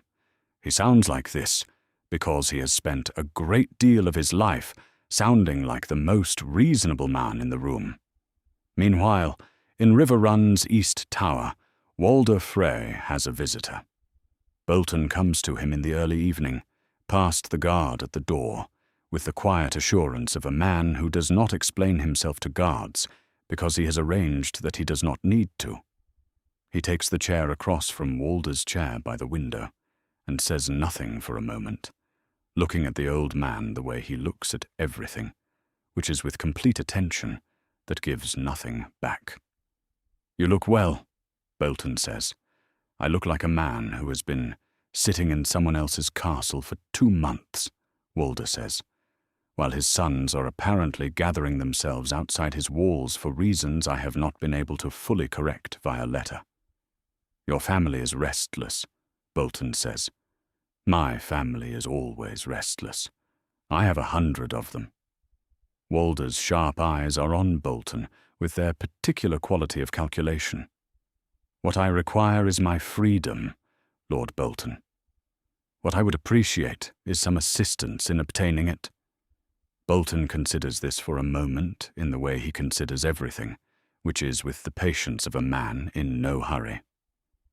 The king has made his position clear on that matter. The king is 15 years old, Walder says, not unkindly. 15-year-old kings have long careers ahead of them. Careers full of changing circumstances. Changing circumstances, Bolton repeats. Opportunities that a clever man might position himself to take advantage of. If, for example, circumstances were to change in a way that required a new arrangement between the North and the Riverlands, and if a man such as yourself were well placed to influence the shape of that arrangement, his friends would remember his assistance with appropriate gratitude. The old lord pauses. "I have a great many grandchildren who are not yet betrothed." Bolton looks at him for a long moment. "I have no current plans that differ from my king's," he says. "Of course not," Walder says. "Neither do I." They sit for another few minutes, discussing the quality of the food in the East Tower, and then Bolton leaves, and neither of them has said anything that would mean anything to a witness who happened to be listening at the door. But both of them have learned something. Walder has learned that Bolton is interested, and that the offer of Frey cooperation is on the table. Bolton has learned that Walder wants his freedom above everything else, and will pay for it with his family's loyalty to whoever arranges it. No agreement has been reached. But the conversation has happened, and conversations have a way of continuing. That night, Robb sits at the open side of a council fire with the evening wind coming off the trident, and Grey Wind lies 10 feet away with his nose on his paws, and Bolton sits on the other side of the fire. Grey Wind has not moved toward Bolton once tonight. He has not moved toward him yesterday or the day before. He lies where he lies, and occasionally he raises his head and looks across the fire at the quiet lord with his folded hands, and his eyes catch the firelight in a way that is not quite an accusation, and not quite not one. Robb has noticed this. He has not spoken of it, because what would he say? He has no evidence, only an instinct that he is not yet certain is an instinct, and not just the paranoia of a young king who has just learned his counsel has been compromised somehow. He does not name the feeling out loud. He turns it over in his mind, the way you turn a stone over to look at what is underneath. He watches Roose Bolton across the fire. Bolton does not notice him watching, or if he does, his face doesn't record it. Grey Wind holds his position. His eyes do not move. The raven comes from a maester, at a river lord's castle 40 miles south, who had the news from a rider, who had it from a riverlands lord, who had it from a man riding hard from King's Landing, who had been riding since the night the fires went out on Blackwater Bay. By the time it reaches Robb, it is 3 days old, which is fast for the riverlands in wartime, and the news it carries does not improve with age. Stannis Baratheon attacked King's Landing by water, the Raven says. He brought his fleet and his army, and more confidence than the occasion warranted. The defenders of the city were ready, and when Stannis's fleet entered the bay, they met wildfire, a cache of green alchemical fire that spread across the water and burned ships and men alike. And then Tywin Lannister arrived from the south with the Tyrell host behind him. And what was left of Stannis's army was caught between the walls and the combined Lannister and Tyrell forces. The host shattered. Stannis himself escaped, barely. He is at Dragonstone with whatever remains of his fleet and the remnants of an army that was the last organized force willing to challenge the Lannisters for the throne. Robb reads it once, and then turns it over in his hands, and looks at the ceiling of the command tent for a long moment. He is 15 years old, and he has been crowned king in the north, and he has not lost a battle. And none of that means anything against the fact that the south is now sealed. Tywin Lannister has Lannister gold, Lannister swords, and now Tyrell grain and Tyrell numbers, and a marriage alliance that locks the 2 richest houses in the realm together into something that will not be pulled apart by a boy king with a direwolf, and an army that cannot march to King's Landing without passing through 3 more armies to get there. His mother arrives the following morning. She rides in from the south road with a small escort and the bearing of a woman who has completed a task and has nothing to show for it, which is worse in its way than not completing the task at all, because it means the task simply couldn't be done. She has been riding for 2 weeks. She looks like it in the way that honest travel looks on a person. Not weak, but stripped down to what is essential. He meets her at the gate. They say nothing at first. He holds her horse while she dismounts, which he has not done since he was a boy at Winterfell, and it surprises her, and she squeezes his arm when her feet are on the ground. They go inside. She tells him about Renly first. She had reached him in the Stormlands, had begun the discussions, had seen the shape of an agreement that might have worked. Then one night in his camp, a creature came. Not a man, not anything a man could fight. Something made of shadow and violence. And Renly Baratheon died in front of her with a wound that made no sense and no killer that her eyes could find. She describes it in the flat, precise voice of someone who has decided to tell a thing straight rather than embellish what was already strange enough on its own. Whatever it was, it came from somewhere dark, and it ended Renly, and the alliance died with him. Then Stannis. She had gone to Stannis at Dragonstone after, because it was the only option remaining, and Stannis Baratheon is the kind of man who makes negotiation feel like an interrogation. She made the arguments. He had listened with his jaw set and his grey eyes flat. He had not been interested in an alliance with a rebel king in the Riverlands when he considered himself the one true king of everything. She had spent 2 weeks at Dragonstone having a conversation that had the form of a negotiation and none of the content. And now he is at Dragonstone counting ships, and she is here. The south is closed, Robb says. The south is closed, she says. The Tyrells are fully behind the Lannisters. That alliance will hold. Tywin has what he needs. Then we cannot take King's Landing. No, she says. We cannot. She looks at her son. We can hold the Riverlands. We can hold the north. We can fight this war to a point where Tywin decides a negotiated peace costs him less than continuing it. That is the strategy that remains. It is not the strategy they started with. It is the strategy that is left. Meanwhile, the supply reports are getting worse. The Frey sons have not moved against the twins themselves, which was the most dangerous possibility, but they have found a use for their restlessness that is nearly as damaging.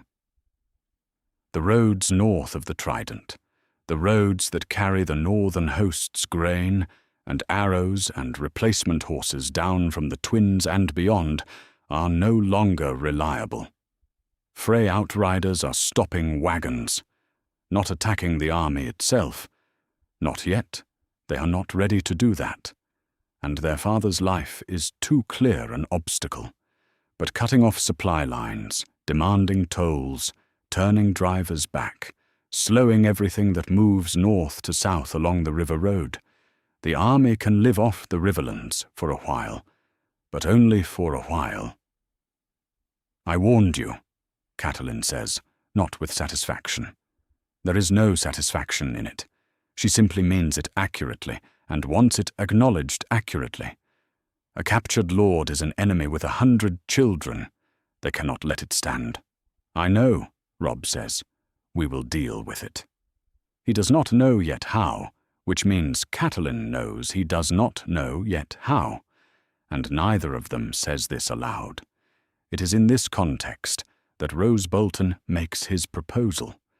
He brings it to the War Council 2 days after Catelyn's return, when the room is full of the particular exhaustion that follows a strategic defeat, the kind of council where no one wants to hear another problem, and so Bolton's timing is excellent, whether by design or not. We should consider releasing Jaime Lannister, he says. The room is quiet. As a gesture toward negotiations, Bolton continues, in the quiet, reasonable voice that is his most reliable tool. Not surrender. A demonstration of good faith. Tywin wants his son back above everything. If we release Jaime, we establish a channel. We open the possibility of talking about terms. We show that we can be reasoned with. He pauses.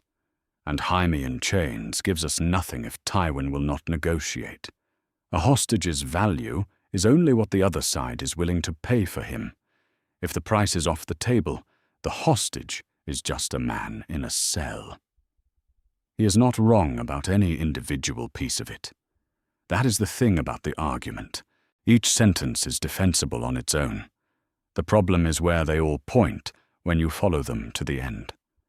Robb looks at the table for a long moment. No, he says. Bolton looks at him evenly. Tywin will not negotiate from good faith, Robb says. He will negotiate from necessity, or he will not negotiate at all. Releasing Jaime without terms tells him we are frightened. We are not frightened. He looks around the table. We keep Jaime until we have something to trade him for. A real trade. Terms, not gestures. The lords nod, one after another, with the slightly relieved nods of men who wanted someone to say no, and are glad that someone did. After the council, Catelyn falls into step beside Robb in the corridor, and does not speak until they are past the other lords. He is right that Jaime is worth more free than captive, she says. In isolation, the argument is sound. She pauses. But every time Lord Bolton makes an argument, it is an argument that benefits the Lannisters. That has been true since Oxcross. Robb looks at her. Not every argument, she says carefully. I am not making an accusation. I am saying I have noticed a pattern, and patterns are worth noticing. He has noticed the pattern too. He has been noticing it for weeks, and so has Grey Wind. That night, the Greatjon cannot sleep. He has not been sleeping well since the Oxcross business, since the fortified ridge that should not have been fortified, and his body's response to not sleeping is apparently to walk circuits of the camp in the dark, which is what he does, heavily, in his armor, because the Greatjon is not a man who does anything lightly. He is passing Bolton's tent on his third circuit when he hears it. It is a low sound, not a howl, not a bark. Something below those, the sound a dire wolf makes when something nearby requires its sustained and serious attention. Grey Wind is sitting at the corner of Bolton's tent in the dark, perfectly still, making the sound at the tent wall the way a very large, very cold problem makes itself known. The Greatjon stands in the dark for a moment. Then he unrolls his bedroll beside the tent's entrance, because he has it with him as a habit of the last several nights, and he lies down on it in his armor with his sword across his chest, and he closes his eyes. He does not tell Robb about this. He is not ready to tell Robb about this, because telling Robb requires proof he does not yet have, and he does not want to waste the telling on suspicion alone. But he lies there with his sword on his chest and the wolf a few feet away, and Grey Wind shifts and lies down too, and together, in the dark, the biggest man in the northern host and the biggest wolf in the known world keep watch over the tent of a man who is very, very quiet inside it. The net is tightening, and the man inside the tent does not know it yet. The master finds Catelyn before he finds Robb, because Catelyn has been easier to find lately, which tells its own story about where she has decided her attention needs to be. He comes to her in the early morning with a raven in a cloth bag and a careful expression, and explains that the bird was taken from the sky before it could clear the camp's perimeter, which is what the outpost sentries do with birds that fly south when they shouldn't be flying south.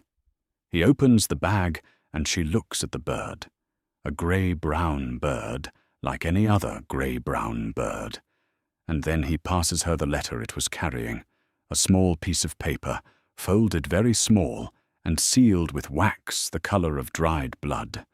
She breaks the seal.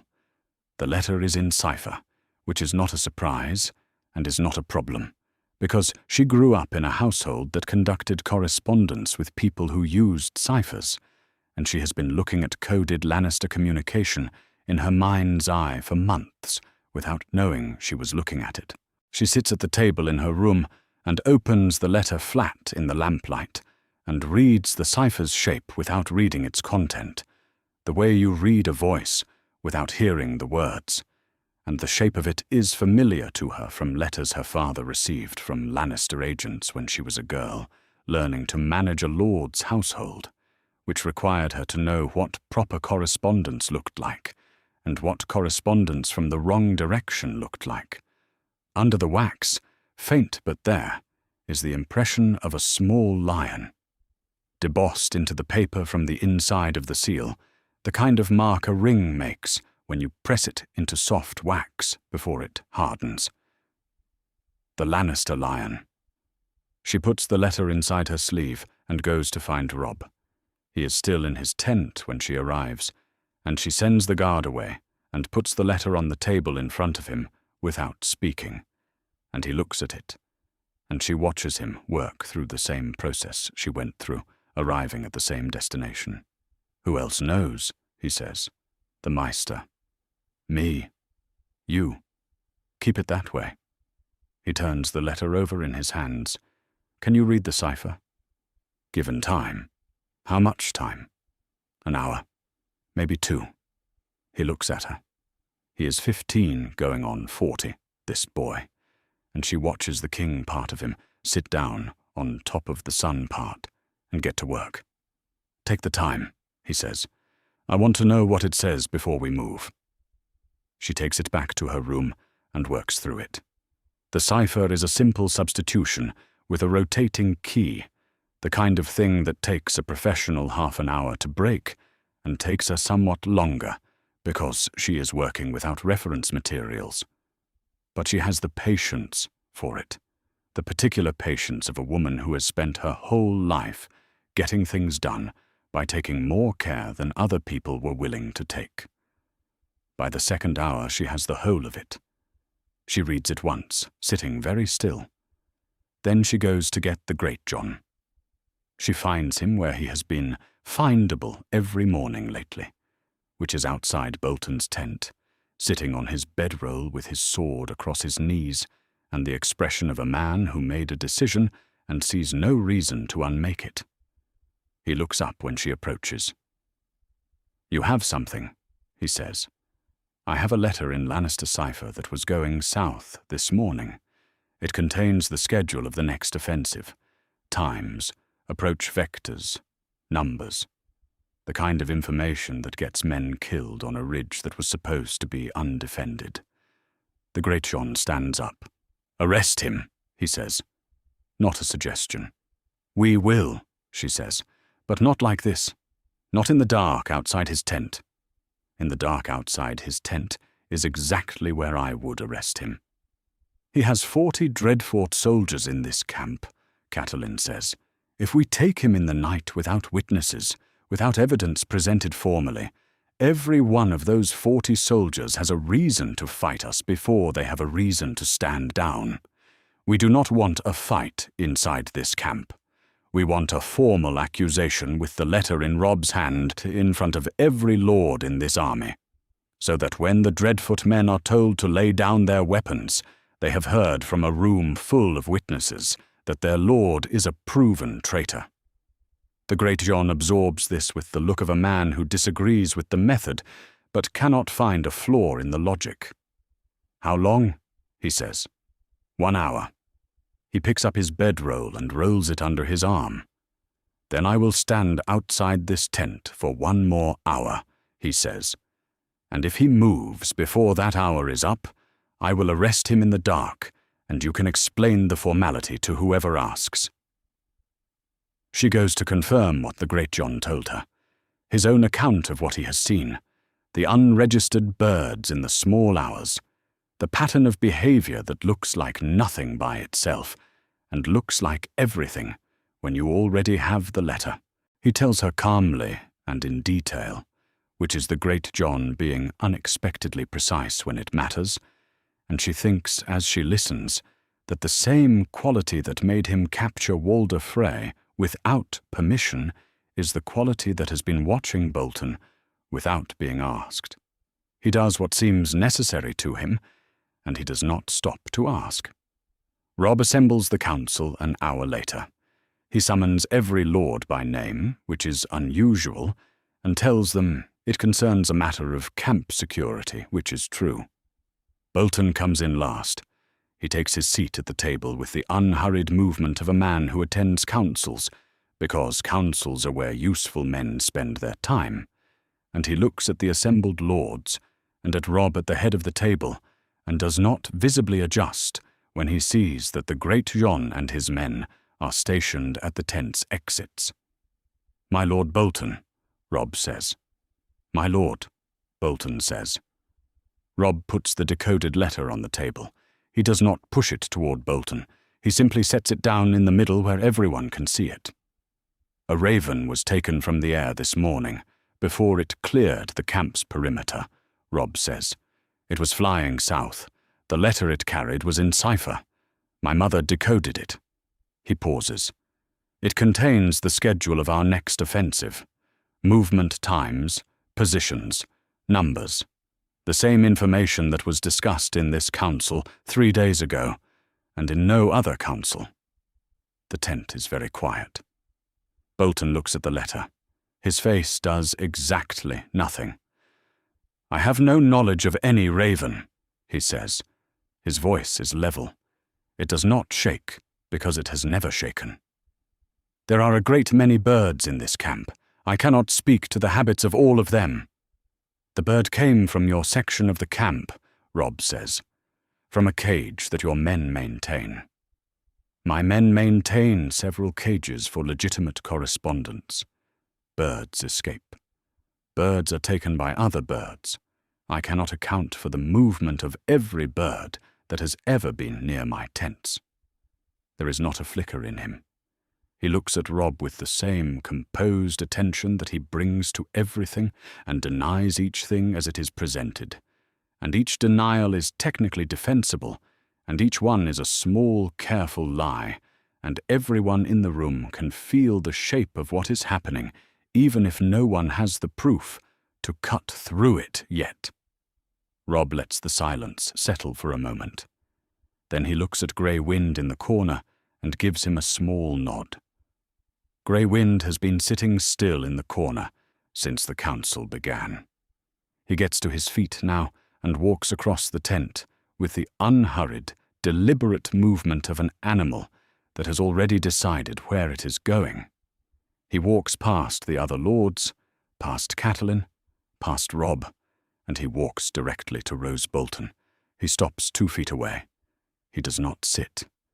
He stands there and looks at Bolton, and Bolton looks back at him, and the wolf does not growl and does not look away and does not move. Something changes in Roose Bolton's face. It is not a dramatic change. It is not visible to most of the lords in the room who are watching the wolf and not the man. But Catelyn is watching the man, and she sees it. A moment of complete stillness that is different from his other stillness. A stillness that is not composure, but the thing that happens when composure finds nothing underneath it to stand on. He goes very still. "The letter," Robb says, and Catelyn picks up the decoded version, her own handwriting, the cipher broken out line by line, and reads it aloud to the council. The departure time, the approach from the north, the number of cavalry, the number of infantry, the position of the reserve, all of it, specific and exact, in a message that was going to someone who needed it. The tent is silent when she finishes. Bolton says nothing. There is nothing to say, and everyone in the room is looking at him, and Grey Wind has not moved. "Roose Bolton," Robb says. His voice does not waver. "I charge you with passing intelligence to the enemy and conspiring against the northern host and your king. You will be held in custody until this war is concluded and justice can be properly done." He nods at the Greatjon. The Greatjon does not require a second nod. He has been waiting for this moment with the patient ferocity of a man who has been sleeping on a bedroll in his armor for 2 weeks. He moves to Bolton's guards first, the 2 Dreadfort men at Bolton's back, and he takes each one by the collar and moves them to the side of the tent with a force that is not violent, but is entirely final. And the Umber men behind him receive their weapons and hold them without any further instruction being necessary. Bolton does not resist. He sits in his chair while Robb's men put the chains on his wrists, and he looks at the table, and his face has recovered its composure because composure is what his face does. But Grey Wind is still standing 2 feet away and has not moved and will not move. The Dreadfort men in the camp are a problem, but a manageable one. They are informed by their commander's own presence in chains that the situation has been resolved, and most men, when presented with their lord in chains before a room full of witnesses who have all just heard the evidence, are sensible enough to understand that the fight they would have is not a fight they can win. Robb stands outside the tent while the chains are finished and the Dreadfort men are gathered. The sky is the grey of early morning, and the camp is awake around him. The ordinary sounds of 10,000 men beginning their day, and he is standing in the fresh air after the closed tent and the stale certainty of what just happened in there. And he is thinking about the offensive schedule that was in that letter. The plan that was going to cost men their lives on a fortified ridge somewhere. The plans before it. All of it adding up to something he should have seen sooner and did not see. He has just saved his own life. He does not know this. He does not know what would have come next if the letters had kept going, does not know the wardenship that was on the table in King's Landing with his death written below it.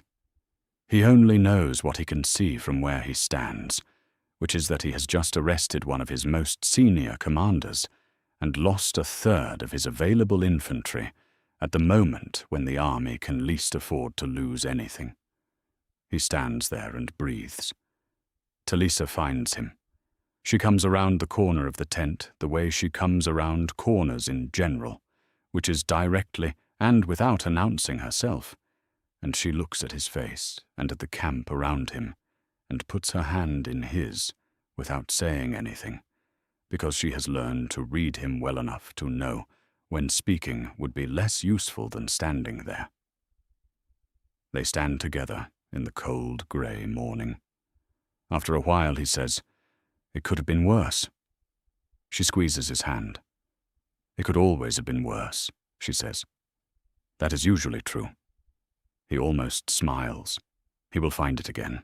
The smile, but not this morning. Inside the tent, Rose Bolton sits in his chains, and Grey Wind watches him, and the dire wolf does not look away. The week after Bolton's arrest is the kind of week that makes the weeks before it look simple. The Dreadfort men have been separated from the main force and put to work on supply duties where they can be watched. They are not enemies. Most of them are soldiers who signed on to follow their lord and have found themselves on the wrong side of a discovery that their lord made for them. But they are not reliable either, and the army cannot afford the uncertainty of unreliable men in its center. So they carry grain and shoe horses and repair wagon wheels, and their swords are counted every morning, and nobody is entirely comfortable with any of it. The supply situation is unchanged. The Frey sons are still on the road north, still stopping wagons, still demanding tolls. 2 convoys have turned back in the last 5 days. The army is living off the Riverland's autumn stores, which are not infinite. Tywin Lannister is presumably hearing that his arrangement with Bolton has come undone. The specific contents of that arrangement Robb doesn't know in detail, but the letter was enough. Tywin will adapt. He always adapts. And Robb is facing his next engagement with an infantry that is a third less reliable than it was a month ago, and a supply line that is fraying at the north end. "Release him," Catelyn says. She and Robb are alone in the solar at River Run, and she says it with the flat certainty of someone who has done the arithmetic and arrived at an answer she does not love but cannot argue with. "Walder Frey is costing us more in that room than he would cost us walking free," she says. "The Frey sons will not stop until their father is back at the twins. They are not strong enough to face us in the field, and they know it. But they do not need to face us in the field to starve us. They need one road and some patience, and they have both." She watches Robb.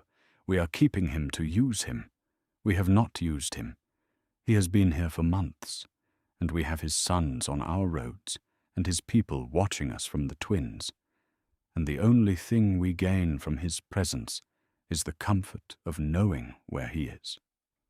If we release him without terms, we look weak. Then we do not release him without terms." Robb looks at his mother. "What terms?" "His forces," she says.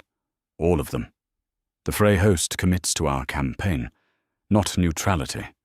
Actual soldiers, marching with us, sworn and sealed before he walks out of that gate. And he acknowledges in writing that what happened was a military capture in a time of war, not a violation of guest right or of any law of gods or men." She pauses. No bread and salt was offered. No guest right was extended. He was taken in the field by a military force. Gods, old and new, have nothing to say about that. His pride has something to say about it, but his pride is negotiable. Robb thinks about it for a long moment. He has inherited his father's discomfort with leverage, and his mother's understanding of when leverage is the only tool that works. "Written and sealed before he leaves," he says, "and publicly spoken, not just written." I want his men to hear him say it was a military capture and not an insult to his honor. I will not spend the next 10 years watching my back for Frey blood debt.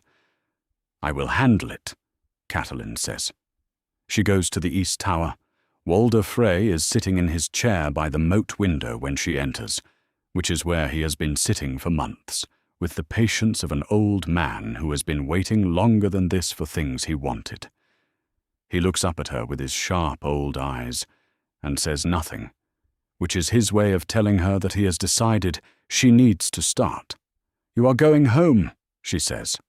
She pulls the chair across from him and sits down, and this moment is everything that Chapter 1's dawn was not. In Chapter 1, she was going to cross a river and ask for a favor from a man who held every card. Now she is sitting in a room with a man who holds one card, which is his own considerable family and their inconvenient swords, and she has several cards more. "With conditions," he says. "With conditions," she agrees. "And what exactly do you imagine those conditions might be?" She lays them out. His forces commit to Robb's campaign, fully and in arms. A document is drawn up and signed and sealed before he touches a horse. He speaks publicly, before witnesses, acknowledging that his capture was a lawful military action in wartime, and that he harbors no blood claim against House Stark or House Umber arising from it. "No," Walder says. "Your sons are on my supply roads, Lord Frey. They cannot defeat us, but they do not need to defeat us. They only need to thin us until Tywin Lannister can finish the work. I imagine that is not actually what you want to happen, because when Tywin Lannister finishes the work, you will be a small lord in a world where one lion ate all the other lions, and nobody is left to balance anything." She looks at him steadily. "Robb Stark wants North independence, not dominion over the Riverlands. That is a world where Walder Frey still has his towers and his bridge, and his 100 grandchildren, and their future marriages, and his seat at every table that matters. That is worth more than whatever the Lannisters promised you." Silence. "My forces," Walder says. "That is a great deal of my forces. It is all of them. That is the number. You want me to say I was taken rightfully." His voice carries the precise outrage of a man who has been nursing a particular indignity for a very long time. "I was taken out of my bed in the middle of the night by a man the size of a siege engine. You were taken during a military campaign by forces engaged in an active war. No guest right was offered. No bread and salt was exchanged. No god's law was touched. You were a lord in a contested region, and you were secured by an opposing force for the duration of a conflict, which is a thing that has happened to lords throughout the history of Westeros, and is not, by any reckoning, the same as murder or betrayal." She holds his gaze. "You know the difference, Lord Frey. You have always known the difference. You are simply waiting to see how much it is worth to me to have you say it aloud." Walder Frey looks at her, those calculating eyes working over her face with the particular focus of a man who has been reading other people's faces for 80 years and has opinions about what he sees. "My men will be commanded by my own officers," he says. "Agreed. We hold our own camp and our own provisions." "Agreed. The document will say, 'secured during military operations,' and not 'captured,' and not 'imprisoned.' We will say 'secured during military operations.' "And my dignity," he says, in a voice that has the quality of someone salvaging what they can from the wreckage.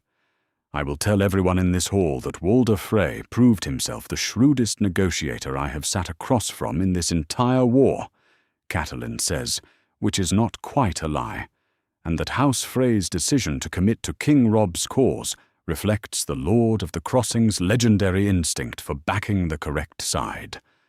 Walder is quiet for a long moment. "Write it," he says. "I will sign." He does that afternoon, in River Run's great hall, with a room full of Robb's lords watching. He signs, and he speaks the words in a voice that has no warmth in it, but is perfectly clear, and the witnessing lords write their names below his, and it is done. He mounts his horse an hour later, in the courtyard, and rides out the gate and north toward the twins, with an escort and his fur robe, and 3 months of patient calculation behind him. The Frey sons stop their harassment of the supply roads that same day. The news reaches the road crews before nightfall, and the wagons start moving south again by morning.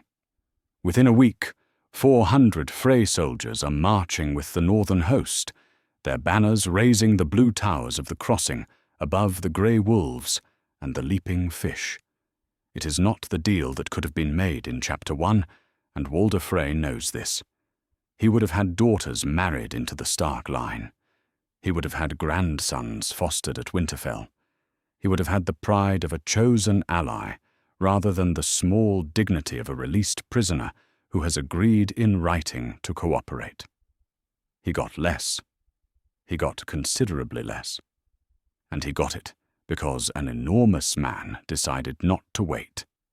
In the cellar of River Run's East Tower, behind a door that is locked from the outside, Rose Bolton has a room with a slit window near the ceiling. The slit is 8 inches wide and 3 inches tall, which is enough to let in air, and a narrow band of outdoor light that crosses the floor as the sun moves. He hears the courtyard before he sees it, the sound of a horse being brought, the sound of men standing aside, the sound that old men make when they mount, which involves more effort than the young make visible. He gets up on the balls of his feet and looks through the slit. Walder Frey rides across the courtyard in his fur robe, small and deliberate on his horse, looking straight ahead. He does not look toward the east tower. He does not look toward the window. He simply rides toward the gate, and the gate opens for him, and he goes. Bolton lowers himself from the window and stands in the middle of the room. He thinks about the wardenship. He thinks about what it represents. He thinks about the careful months of correspondence, the small birds in the dark, the reasonable arguments that were not arguments, the letter that was decoded in cipher and read aloud to a room full of witnesses. He thinks about a wolf that would not sit. He does not think about these things with regret, exactly, because Rose Bolton is not a man who wastes time on regret. He thinks about them with the cold precision of an inventory. Here is what was built. Here is what remains. Here is what is left. What is left is a room with a slit window and a locked door, and the fact that Robb Stark has not executed him yet, which means Robb Stark still has a use for him. And a man who is still useful is a man who is still in the game. Rose Bolton is very patient. He sits back down and waits. Tywin Lannister is 60 years old and has spent 40 of those years watching other men make the mistake of underestimating what they are dealing with. And he does not make that mistake. He has known for a month that Rose Bolton is in chains. He has known for 3 weeks that Walder Frey has signed an oath and sent 400 men to march under wolf banners.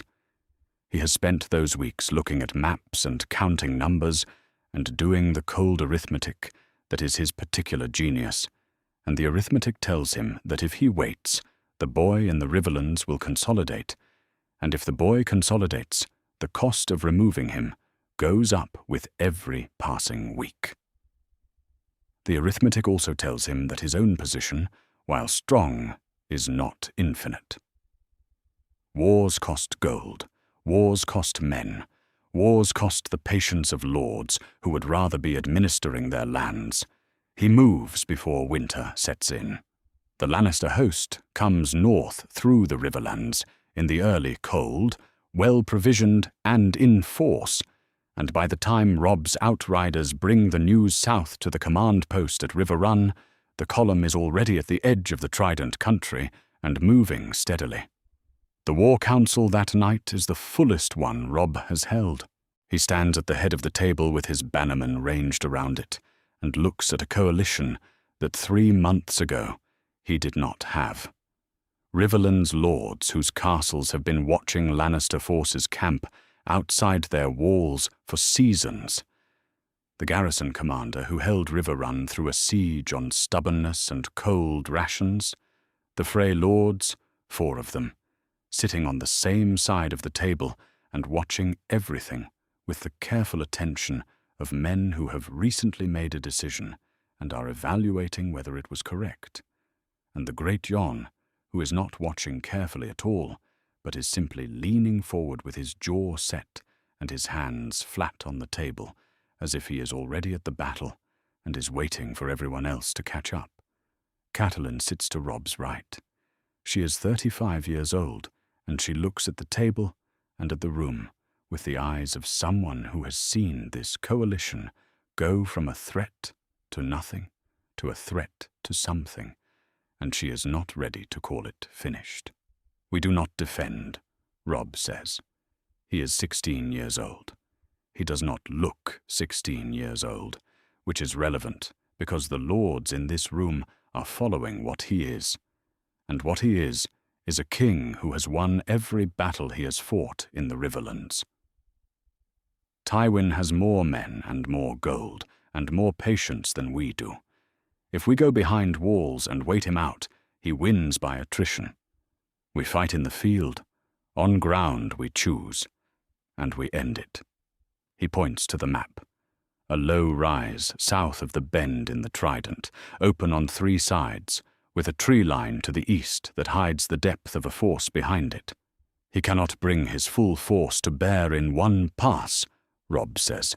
The ground narrows here. We take the rise. We let him come to us.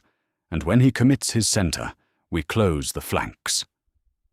The Greatjon looks at the map the way a man looks at a meal. They move before dawn. The morning is cold and grey, and the frost is on the grass, where Robb's cavalry forms up behind the tree line. And the sound of 10,000 men preparing for a battle is a particular kind of sound that is less like noise than like a presence, a weight in the air that every man in the field can feel pressing against his chest. Grey wind moves through the cavalry lines at Robb's back, and the horses that have been with this army long enough know him, and the horses that have not know what he is by instinct, and the whole line is taut with it. Across the field, the Lannister host advances in its columns.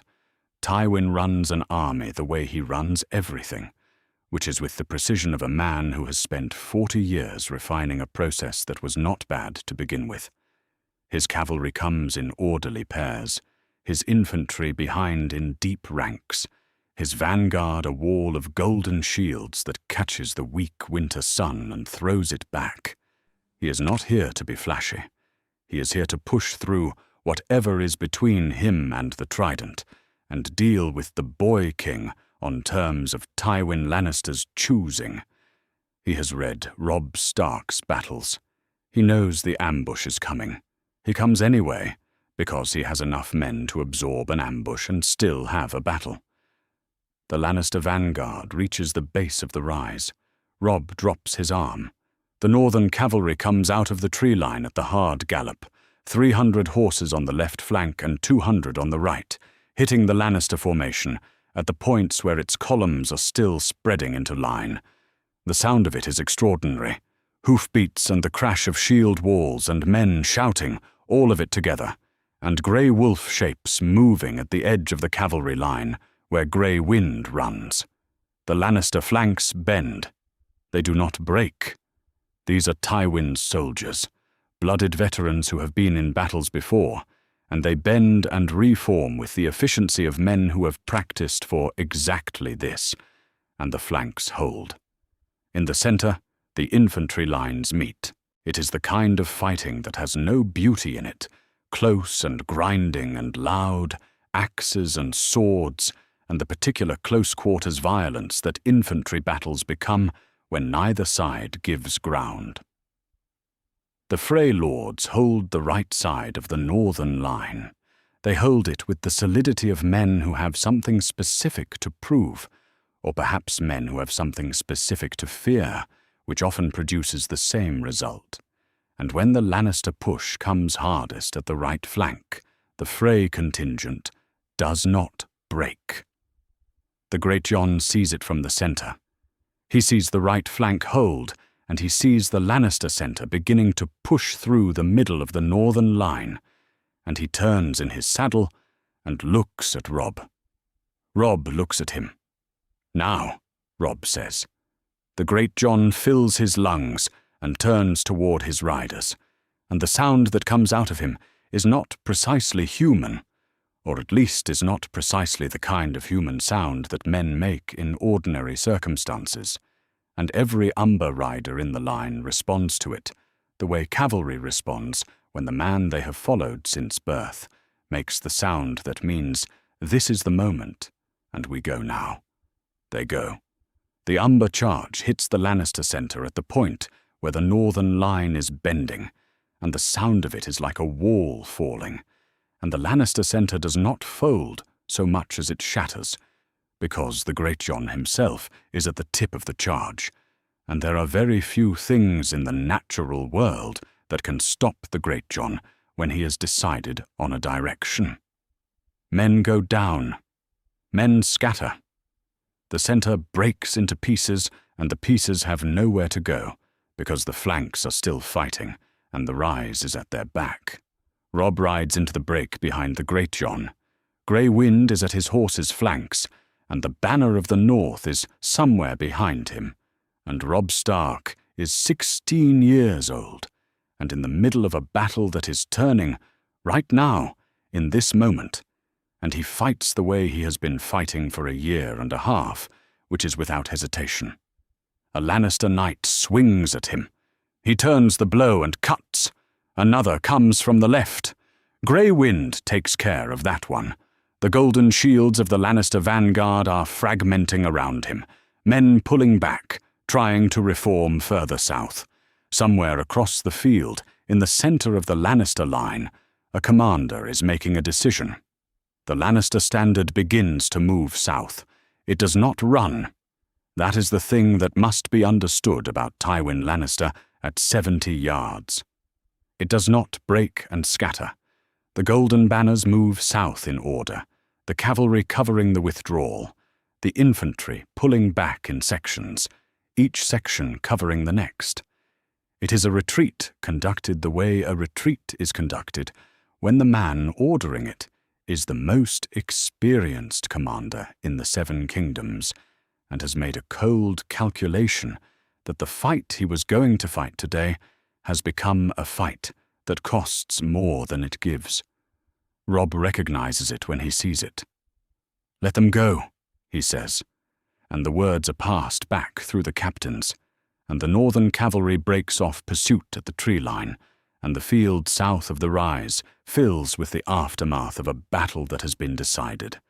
The Lannister host does not stop moving until it is out of the riverlands entirely. It pulls south and east, past the river ford and off the road, back into the Westerlands, where Tywin Lannister will take his army and his arithmetic and recalculate. The riverlands are clear. Robb stands on the rise afterward, when the sounds of battle have been replaced by the sounds of aftermath, which are different in the way that the silence after a storm is different from ordinary silence.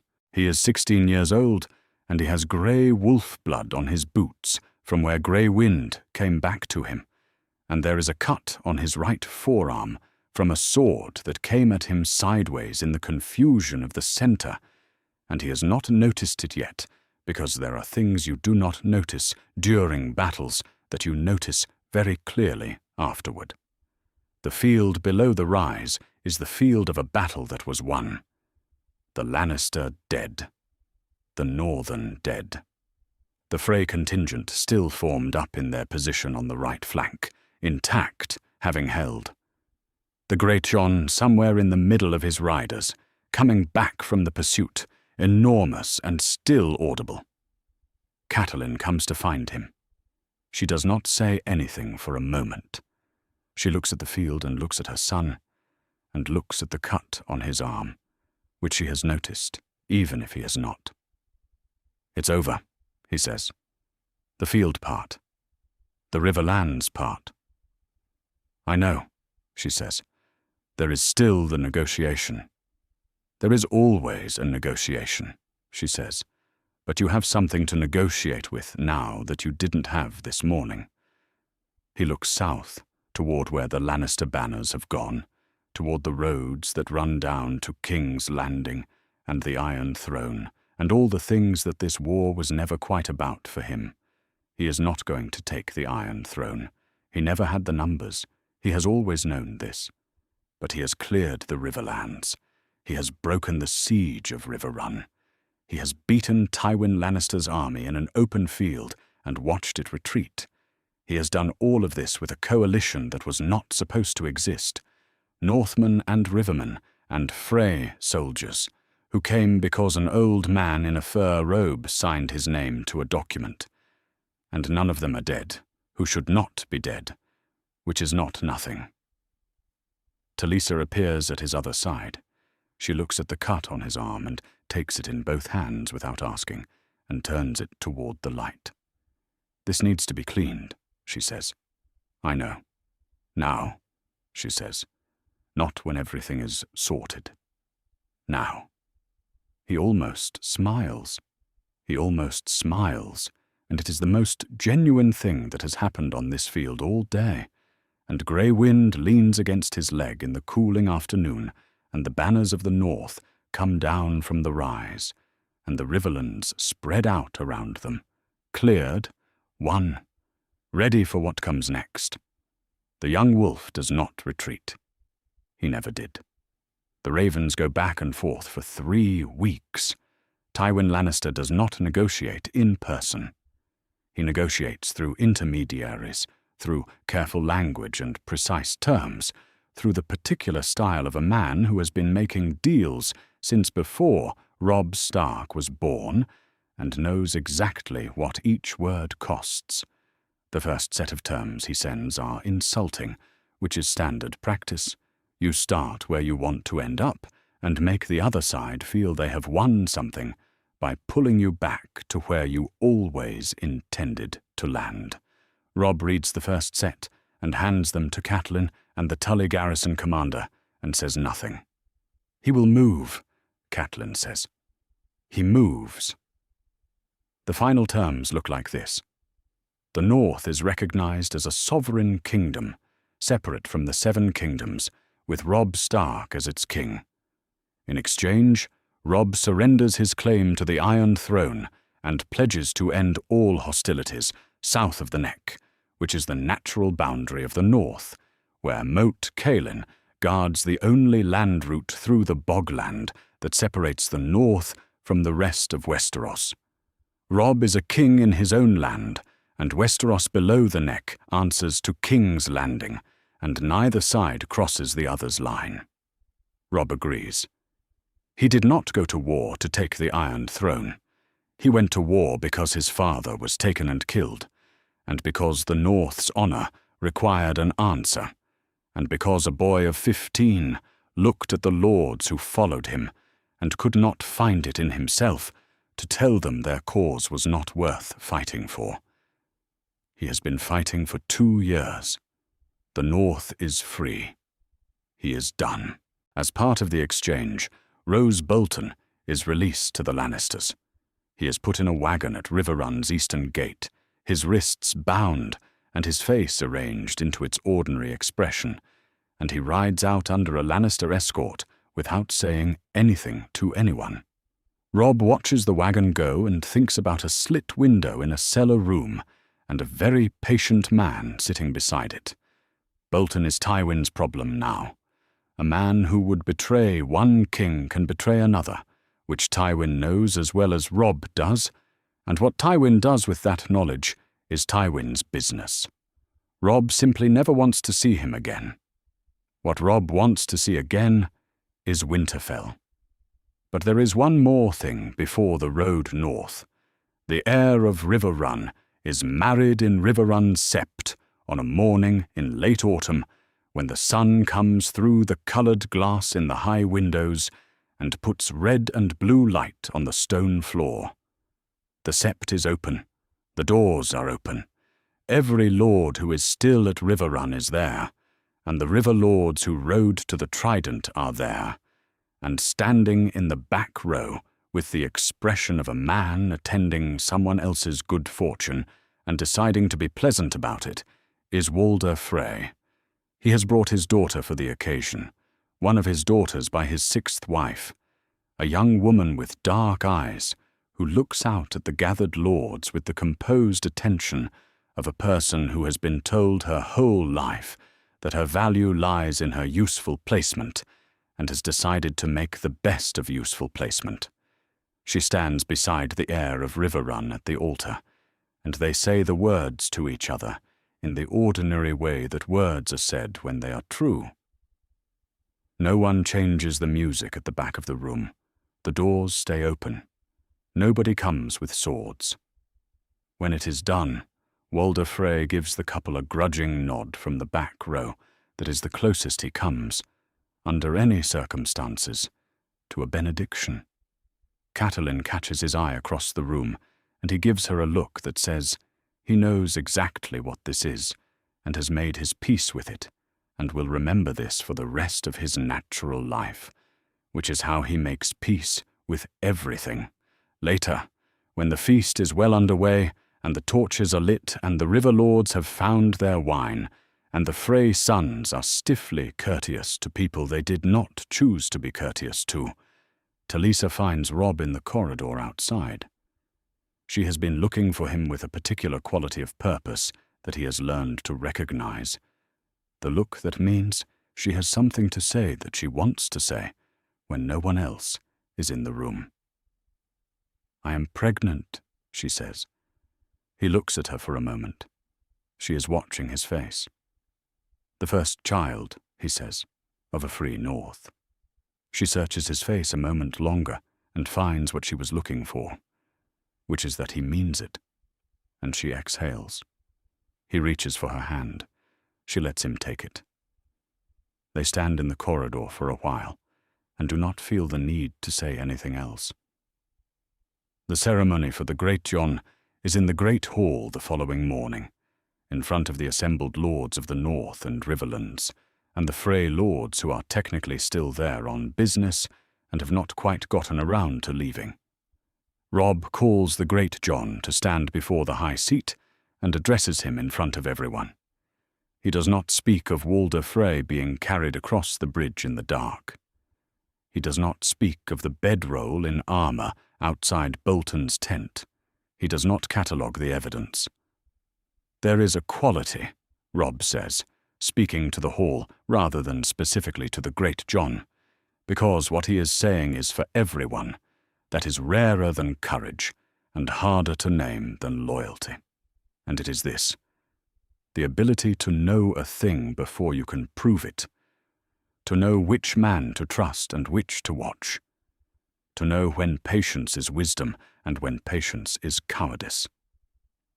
The Lord of the Last Hearth has had this quality his entire life. He has had it in the field, and he has had it in my tent, and he has had it in the dark, when no one was watching, without being asked.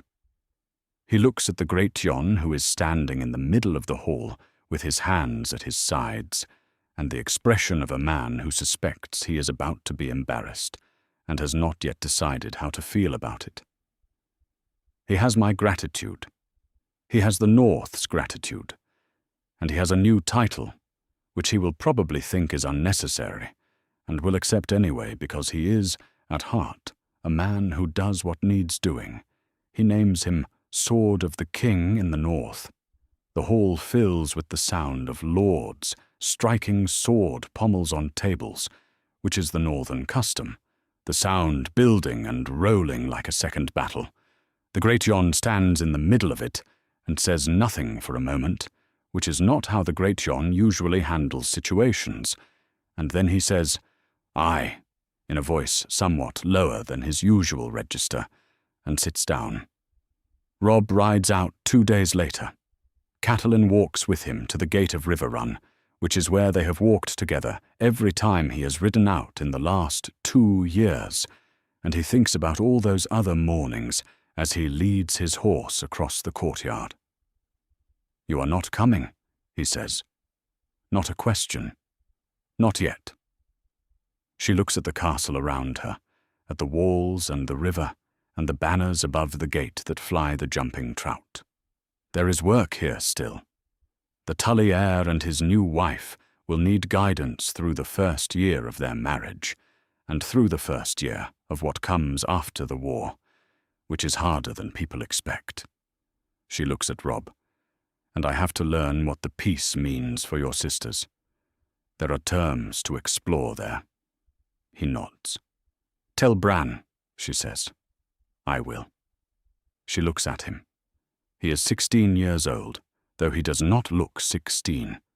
And the war that started with a father's arrest and a mother's conviction and a Greatjon's impatience and an old lord carried over a bridge in the dark has ended with a boy who is a king in his own right and a north that belongs to itself.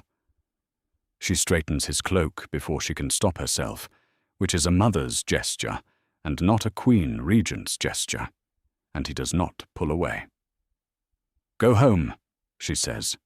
He rides.